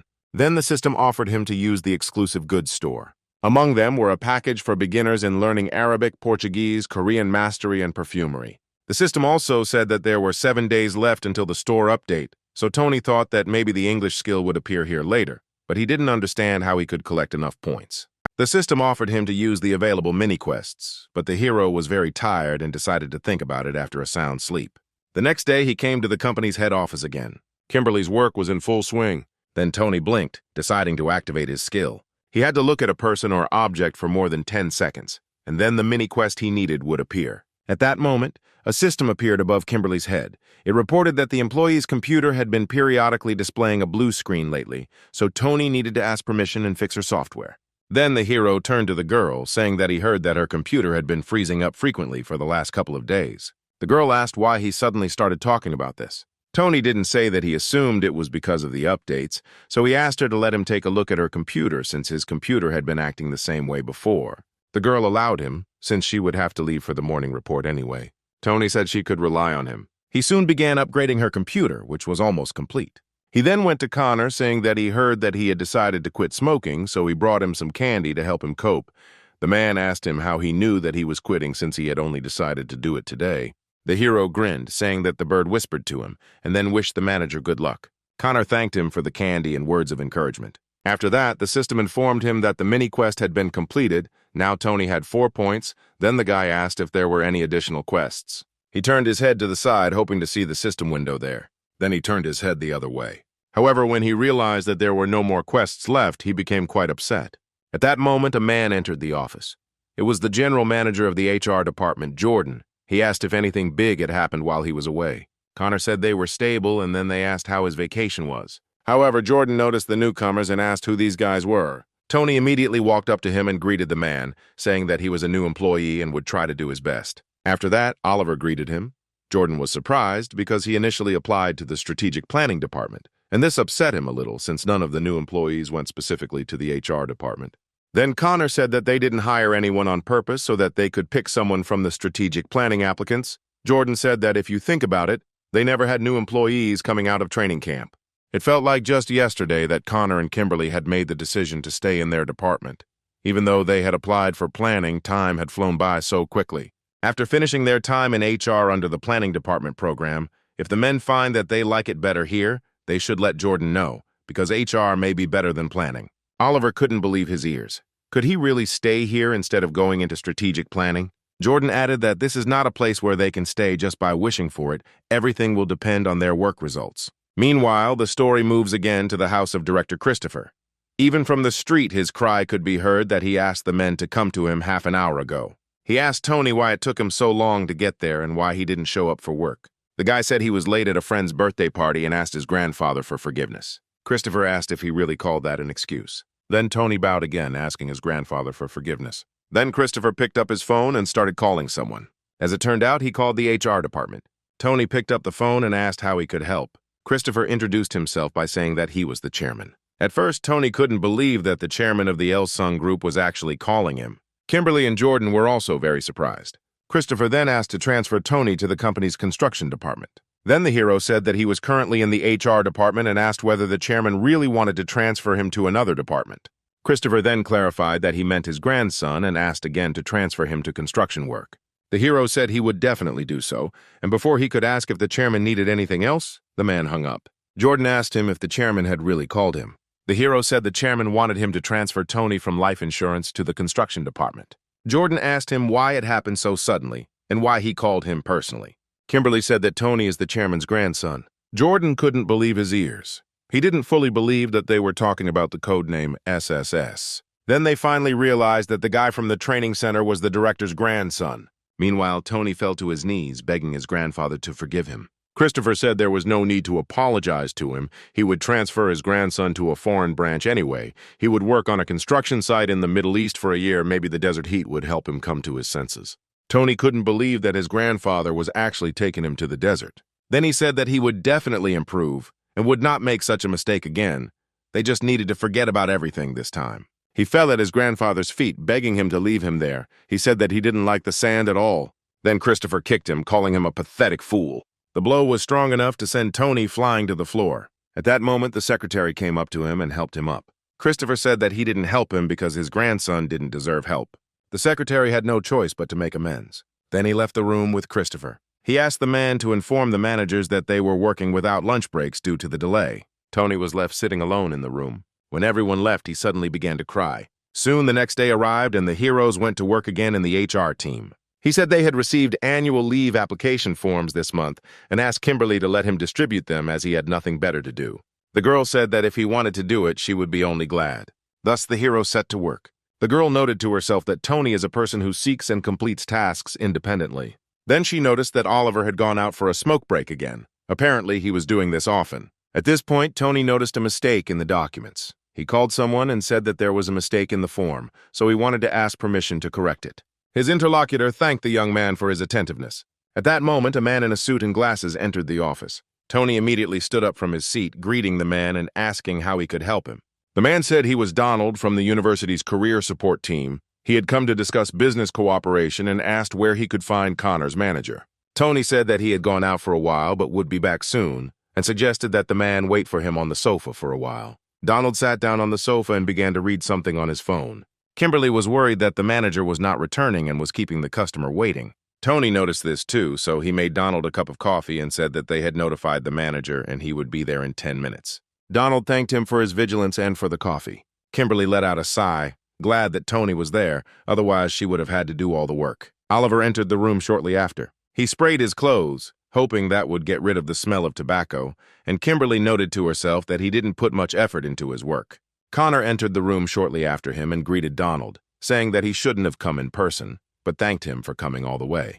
Donald said that Connor was a contractor and he was a subcontractor, so he couldn't not come. He asked the man when the university's career information session would be. Connor said he thought they should schedule this meeting during the holidays, with active hiring starting in the second half of the year, around August, so they needed to move things along quickly. Donald said that students should think about their careers at any time. After all, it is up to them whether they become employees of this company or not. Before leaving, he apologized for interrupting their work and said that they should talk outside, but first he would go to the restroom. Connor said he would wait for him. Before leaving the office, he called out to Tony. He thanked the guy for letting him know about the client's arrival, as he had completely forgotten that he had an appointment that day. Tony said he should have been the one thanking him. He resumed his work soon after. At that moment, someone called the office. Kimberly picked up the phone and said that she heard that the part that the boss had outlined was not mentioned. Then Tony realized he had to take care of this call. He picked up his phone and joined the conversation. He introduced himself and said that he was currently replacing Connor. As it turned out, it was Christopher who called and asked to urgently send a person to his office. Tony said that the request would be fulfilled immediately. Then Kimberly asked him who it was. Tony said that the chairman asked to come up to him. Apparently, he was going to call Connor, but since he was busy now, it was better for him to go there. Then Kimberly asked who answered the phone. Tony said it was him. The girl said that in that case, it was worth listening to him. After that, Tony went to the elevator. It was his first call from the chairman, and he was a little nervous. Soon, he arrived at the right floor, where he was met by the girl at the reception. She asked how she could help him, and Tony said that he had come from HR at the request of the chairman. The girl called the chairman, asking if he had called the man, and touched on the personnel, and then Christopher told her to let him in. After that, the girl smiled and said that Tony could come in. When the hero entered the office, he saw his namesake kneeling in front of Christopher, who was yelling at him, saying that he would definitely go abroad. Tony begged to be forgiven this time. Then the hero attracted attention to himself by saying that the chairman had called him. His namesake, kneeling, did not understand what was happening. The hero didn't really like the atmosphere in this room. Christopher then told Tony to go with his grandson to the airport and buy him a plane ticket, personally put him on the flight to the Middle East, and let him come back only when he had gained some decent work experience. Tony again pleaded with his grandfather, begging him to forgive him. Then his father intervened in the conversation, saying that Tony was the chairman's grandson and he should pardon him. Then Christopher wondered if he really should forgive him again. Pictures from the past, from 1970, flashed before his eyes again. The woman stood on the pier and screamed the boy's name with tears streaming from her eyes. Soon a man approached her, and then the woman said that she could not find him. The man tried to calm her down and told her not to worry because they would definitely find him. As it turned out, their 5-year-old child had gone missing, and the woman said that she wanted to die because she saw no point in living without her son. After this, the story moves to the orphanage 2 years later. As it turned out, the couple could not find their child, and they decided to adopt another baby. They promised that they would take good care of him and raise him as their own child. Then Christopher thought about how trouble had been following this man since his appearance, and he was already simply furious. Then he turned to Tony, and both boys thought the chairman was talking to them. He said that Tony might go back to his place because of HR. The hero said that he understood him and left the office. Christopher then turned to his grandson. He said the guy who just left was #1 on the top, so he asked his grandson what he thought of when he saw him. However, Tony just lowered his head, not knowing what to answer. Christopher said that this guy shows that he puts a lot of effort into his work so that no one has to envy him. He achieves amazing heights. He probably works so hard that he only sleeps a couple of hours a day. He said that this guy was the captain of the team and his grandson was just a cheerleader. Then he asked where he was on the list. Tony's father immediately grimaced when he heard this question. Christopher said he was in last place and he was going to inherit this company and he didn't even show up for work. Then Tony said that he realized his mistake and asked to give him another chance. He promised that he would work as hard as he could. Tony's father apologized to the chairman, saying that he would raise him better and try to make sure that he did not make mistakes again. He addressed him as his only son, saying that Tony was his only grandson, so he should show leniency. Christopher thought about his words. Then he said that he was giving him one last chance. Tony immediately became happy and thanked his grandfather for the chance he had given him. Christopher said that he was giving the chance, but not his company. Tony made a big mistake here, so he needs to find a job elsewhere. Meanwhile, the story moves back to the HR department. To the surprise of everyone present, Tony, the chairman's grandson, entered the office. The hero asked what brought him here. He said that Mr. Chairman asked for his transfer to another division, so he came here to have Tony transfer him to Seoul. The next day, Samantha informed the hero that Tony, the chairman's grandson, had transferred to their department. The hero was not very happy that they were laughing at his name again. Then he asked the girl what this guy had done this time. She also said that an elderly couple came into their store and changed the channel for 30 minutes. It looked like they were going to watch a movie. Then Tony walked up to the couple and told them to get out of there if they weren't going to buy anything. After that, they went to the information desk and complained about him. They said that the new workers had no manners at all, because of which Samantha and the entire workforce were called together, apparently. She would be scolded and whined about how you can't be rude to customers. Tony couldn't believe that this guy was causing trouble again from his first day in the new department. After some time, he did something again in the middle of the conference. He said that he would go to the toilet for a while, but as it turned out, he never came back. Everyone was shocked by his behavior. Soon it was Saturday and the story moved to church. As it turned out, Hannah accepted Hank's proposal and they decided to get married, and they invited Tony to their wedding. The young man noted that his mother was wearing a wig, and the woman asked if she looked too strange in it. Tony said that it just looked unusual, and she herself looked very beautiful, and he would always support her. And he also hoped that she would find happiness with Hank. Soon the wedding ceremony began in the church and the pastor came to tie the knot. He wished that their love would grow and their relationship would develop favorably. Tony noted that it was a one-guest wedding, but that was what his mom and Hank wanted. Hank vowed to give his all to the marriage, just as he had when he confessed the feelings he had held for a long time. Hannah agreed to give all her love to her husband because heaven does not often give a second chance to find your person. Then the pastor said that they should end the ceremony with a kiss. After that, Hannah and Hank kissed. After some time, they showed up at the pastor's office. The man congratulated them, grinning, and said that he thought Hank would remain a loner. Hank thanked him for taking the time to make the ceremony official and said they were now in his debt. The man said it was no big deal since he was about to retire soon anyway. Then Hanku chuckled, saying that there were a lot of people who relied on him. However, the pastor said he did not think the priest would approve of a second marriage being consummated by a mediocre man like him. Hannah countered by saying that the man was her benefactor too. The pastor chuckled, saying that he was not such a benefactor, but thanked the woman for her kind words and then asked what they were going to do now. The couple said they wanted to go to the cemetery where Hannah's ex-husband Howard is buried. The pastor was quite surprised by this answer. Hank said they should stop by before they went anywhere. The pastor sighed, not understanding how the man who was supposed to outlive them all could leave this world so early. Soon Hannah, Hank, and Tony went to the cemetery, then told the guy that long before his father met his mother, he paid for his education in medical school. Hannah was surprised to hear this fact. Hank then said that they had to leave the orphanage at age 20, with only the government money to pay for the first few months, and medical school was expensive, so Howard helped him a lot with the fees. Hank was surprised that he never told them about it. Hannah said he always said they were just good friends and nothing more. Then Tony wondered he was curious about how his father was doing now. Soon they arrived at the cemetery. Hank knelt down at Howard's grave and said he had married Hannah. He said it seemed like heaven itself wished them a happy life, but the doctor said that Hannah was completely cured of cancer, and now Howard would have to support their new life. Hannah cried, saying that even before he died, he asked her to continue living happily, and she would fulfill it. She would raise Tony and take care of him properly. She would try to enjoy every day if only he would support them. Tony thought to himself that he would do everything he could to make his dad proud of his son, and then thanked him for everything. Now later the hero said that it was time for him to go. His mother asked him to stay and have dinner together before he left. However, Tony said that they needed to prepare for their honeymoon and he would only get in the way. He said goodbye to his mother and Hank and asked them to take care of themselves. On Monday morning, he returned to work at the company. He brought a spare amplifier just in case. Connor met him in the parking lot and asked if he was ready. Tony said he loaded up the microphone amplifier and 3 knobs. Connor said that he shouldn't smile like that. An informational conference about jobs and employment might seem like fun, especially since it would be his first event. But they had a tight schedule. They would need to hold it at several universities, and then they would see if Tony could smile like that at the end of the day. They soon arrived at Soan University. Tony tried to adjust the microphone. He asked Oliver, who was helping him, if he could hear him. Oliver said he could be heard perfectly. Tony then asked him to go to the other side and check the sound there. He suspected that it might be humming. Oliver came to the other side, but he did not understand what it meant to be radioactive. Then he said with surprise that he heard Tony's voice twice. The hero said that this is what the word phone it means. Then he said that something needed to be adjusted on the amplifiers and asked to wait a second, since he needed to check the volume settings. Oliver chuckled, saying that there was nothing Tony couldn't do. While the hero was adjusting the equalizer, he thought about the fact that past experience is always useful. Then he decided to test the microphone again. He asked Oliver if the sound had improved. Oliver said that there were no extraneous noises now.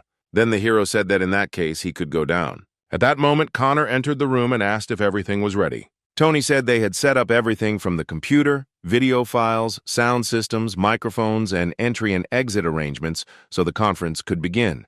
Connor smiled, saying it was quite an impressive piece of work. Soon, the students arrived at the conference. Connor greeted them, saying that today there would be an information conference on employment at the Elsung Group company.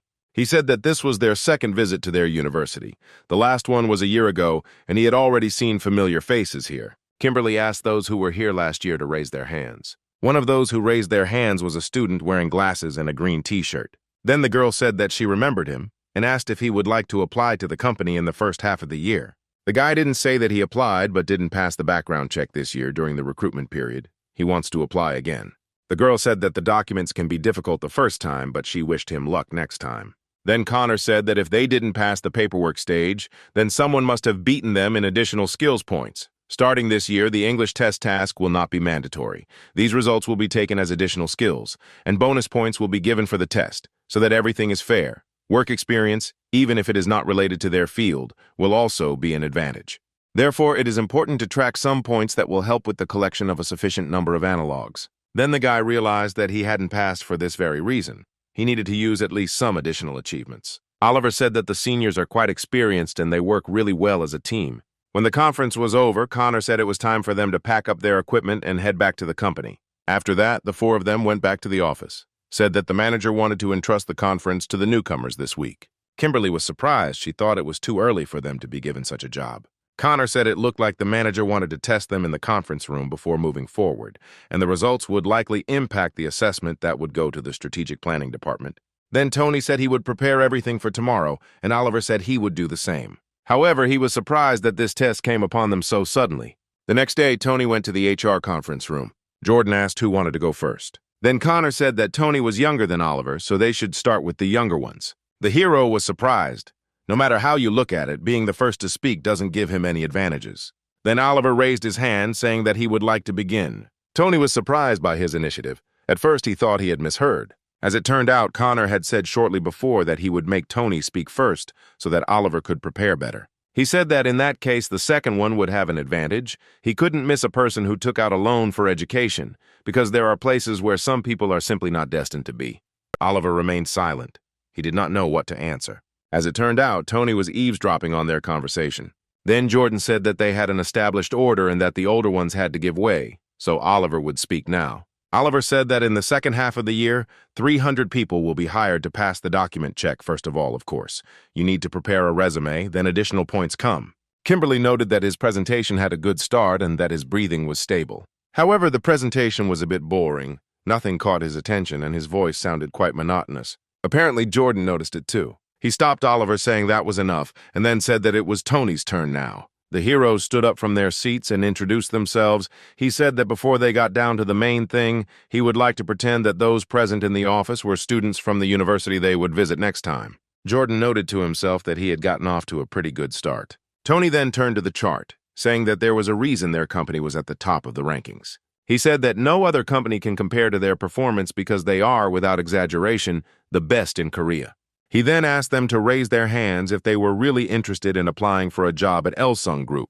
Kimberly raised her hand, indicating she was interested. Then Tony turned to Oliver, saying that he should already be handing out the gifts that the company had prepared for the students. They wanted to give them to all the participants of the conference. Oliver looked surprised, asking if he really wanted him to do it right now. Jordan noted that it was a rather interesting way of presenting. Then Tony decided to tell them why they should choose their company. He said that in order to keep up with the era of globalization, the company focuses on 6 core projects. First, their electronics technology division is in the process of developing a new growth mechanism using OLED panels. Kimberly noted that he was doing very well. His speech made people want to apply by showing the future prospects of the company. Connor also noted his appealing voice action, which is focused on the facts, and he also worked on the visuals of the slides. Jordan thought this guy was doing a great job, even better than Connor and Kimberly's assistant. Then Connor suddenly stopped him, clarifying that Tony didn't speak English that well. Then he said that you can imagine that he is a foreigner and asks him something in English. Then he asked what Tony would do in such a situation. The hero did not lose his composure and again turned to Oliver for help. Oliver was surprised that they wanted to force him to do something again. He then asked him to come to Mr. Connor and explain the details of the hiring to him in English. Jordan was extremely pleased with this method of solving the problem. Kimberly laughed, noting how cleverly he had gotten out of the situation. Then Connor thought that the winner had apparently already been determined. Tony turned to the manager, asking if he should continue.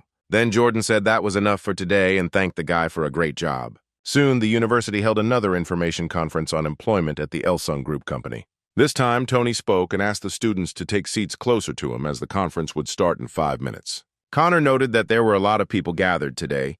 Donald said that the Elsung Group company is one of the largest companies in Korea, and of course, people are interested in hearing about it.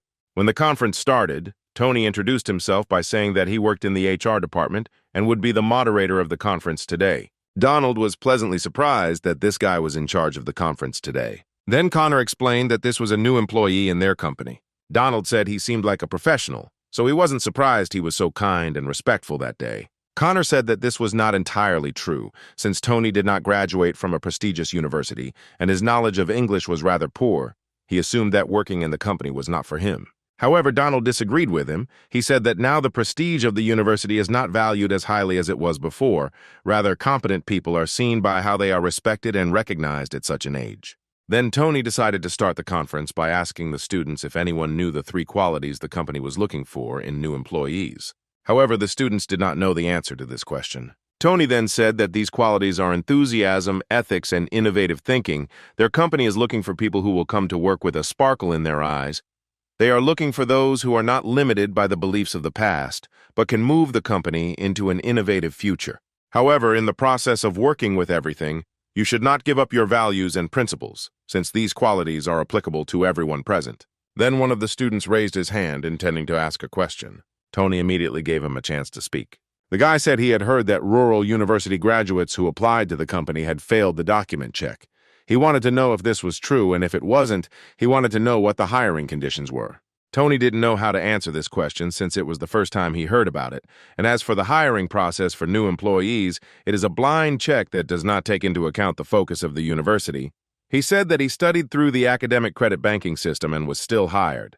Hearing this, the students were delighted and decided that in this case they should also try to apply. Then another student decided to speak up.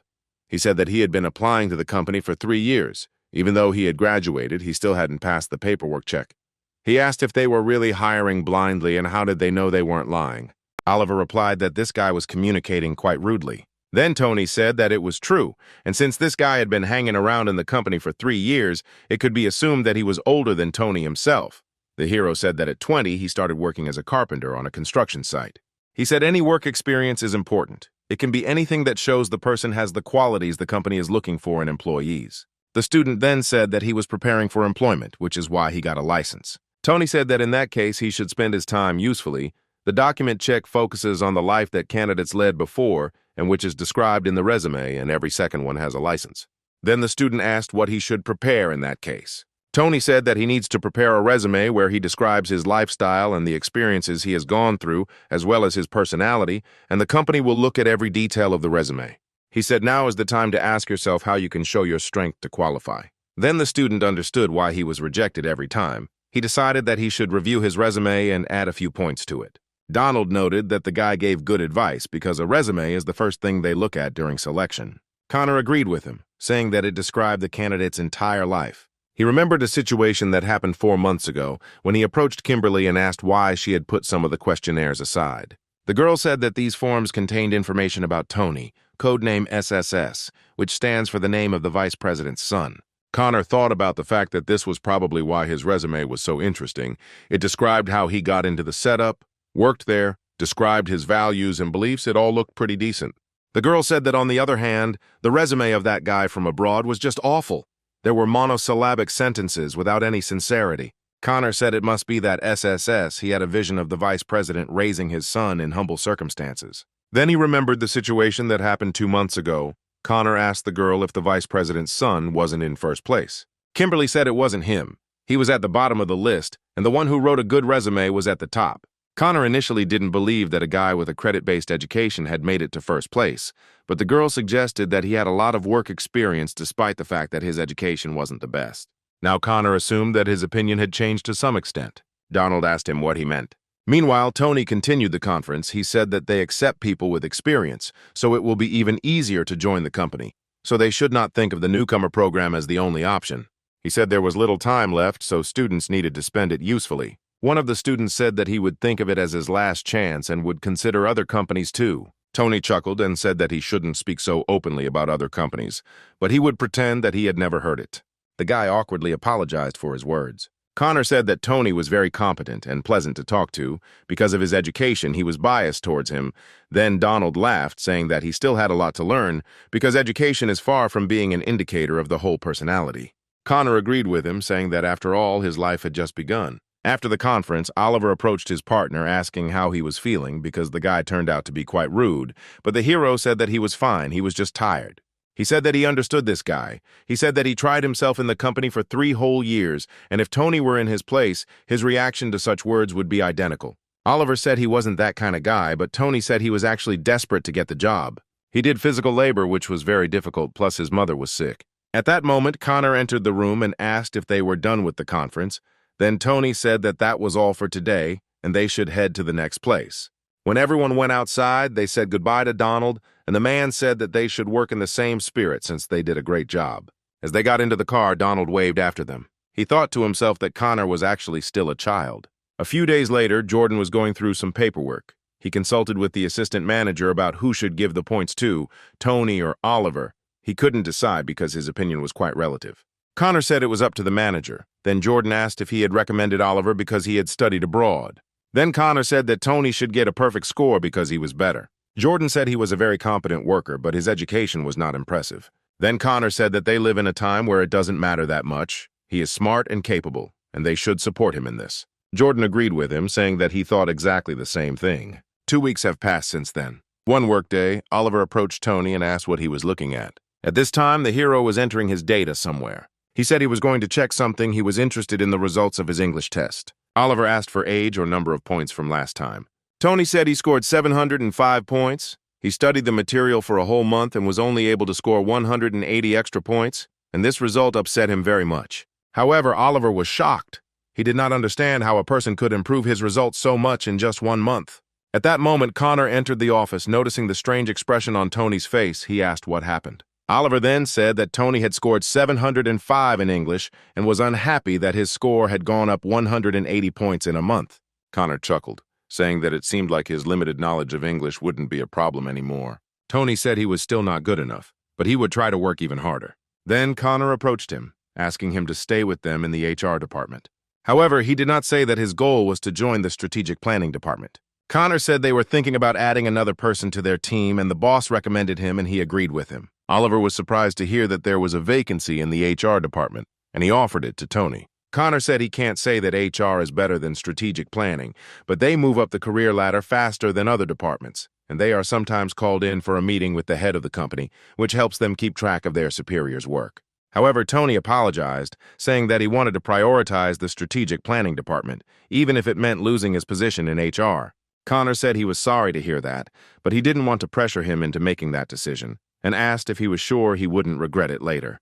Tony thanked the man for the offer, but he knew he couldn't accept it. Connor said it was okay, and if he didn't want to stay, then there was nothing he could do about it. Oliver was a little upset that Connor didn't offer him the position.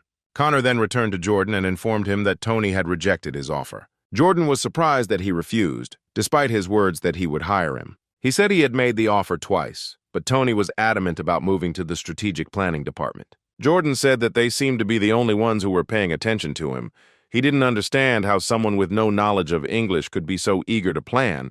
Then he asked Connor if he had turned him down before or after he found out that he needed to get at least a 700 on the business English exam. Connor sighed wearily and said that he had already received 705 points this month, so he didn't think they would be able to convince him otherwise. That same evening, the HR department decided to organize a team dinner. Jordan praised all of his employees, saying they had done a great job. He then turned to Tony, telling him he was very lucky because he had offered him a chance to stay in the department, but then reluctantly gave him a 5 and sent him on his way. Tony said he was sorry, but in the strategic planning department, he would be able to make full use of the skills he had acquired here. The manager then turned to Oliver and asked if he would be upset if he received a rating lower than Tony. Oliver said he wasn't upset. He knew he wasn't as good as him, so it was okay. Jordan said the score won't impact their overall performance rating. They're simply tracking the development of strategic planning candidates. However, Oliver did not understand what he meant. Kimberly explained that the manager was asking if he wanted to stay in HR because they wanted to know if Oliver would be willing to take over the position that Tony had turned down. At first, Oliver couldn't believe his ears. Tony thought to himself that this was a great decision since Oliver was eager to stay here. Jordan said that since Oliver was drunk now, they would continue the discussion tomorrow. He said that people could leave or stay if they wished. The main thing was to work hard wherever they were. He then decided to raise a toast to it and let go of all his worries. When the evening ended, Tony and Oliver went home together, Oliver offering his partner another drink. However, Tony insisted that he was drunk and should not drink anymore. And despite all Oliver's requests, he did not cave in and refused to drink with him again. Soon after, they decided to sit down and rest on a bench. Then Oliver said that he had something to tell him. Tony suggested that they talk tomorrow since Oliver was too drunk. However, Oliver ignored him, saying that sometimes he felt inferior compared to Tony. The hero asked why he felt this way since he studied abroad and had much better qualifications. Oliver then said that there was no point in that, since he was getting all the glory anyway, and he doubted that at this rate he would ever make it to the planning department. Then Tony suggested that they go home since Oliver could barely speak. Oliver said that he would stay in HR and would be promoted faster than Tony, but the hero did not understand what he meant by this. He asked Tony to give it his all so that he wouldn't have to swallow the dust that he would throw on him later. Since they joined at the same time, they would never stop competing, and it would be like that until he left this company. Hearing this, the hero smiled. He said that Oliver can do everything in his power, and he will also give his best wherever he goes, and then they will meet at the top of the business. They will try to rise to assistant managers and then directors, and then even executive directors. Oliver promised that he would never lose to him. Tony promised him the same. A few days later, Tony was invited to a conference in the strategic planning department room. Albert asked if all the candidates who applied for membership had come here. All 4 people said they were all there. Albert said that he heard that Oliver had decided to stay in HR, so another employee was joining them today, and the others should give him a warm welcome. Tony was very surprised when he heard this. At that moment, the office door opened and a young man walked inside. As it turned out, it was Tony, the president's grandson, who waved and greeted everyone present.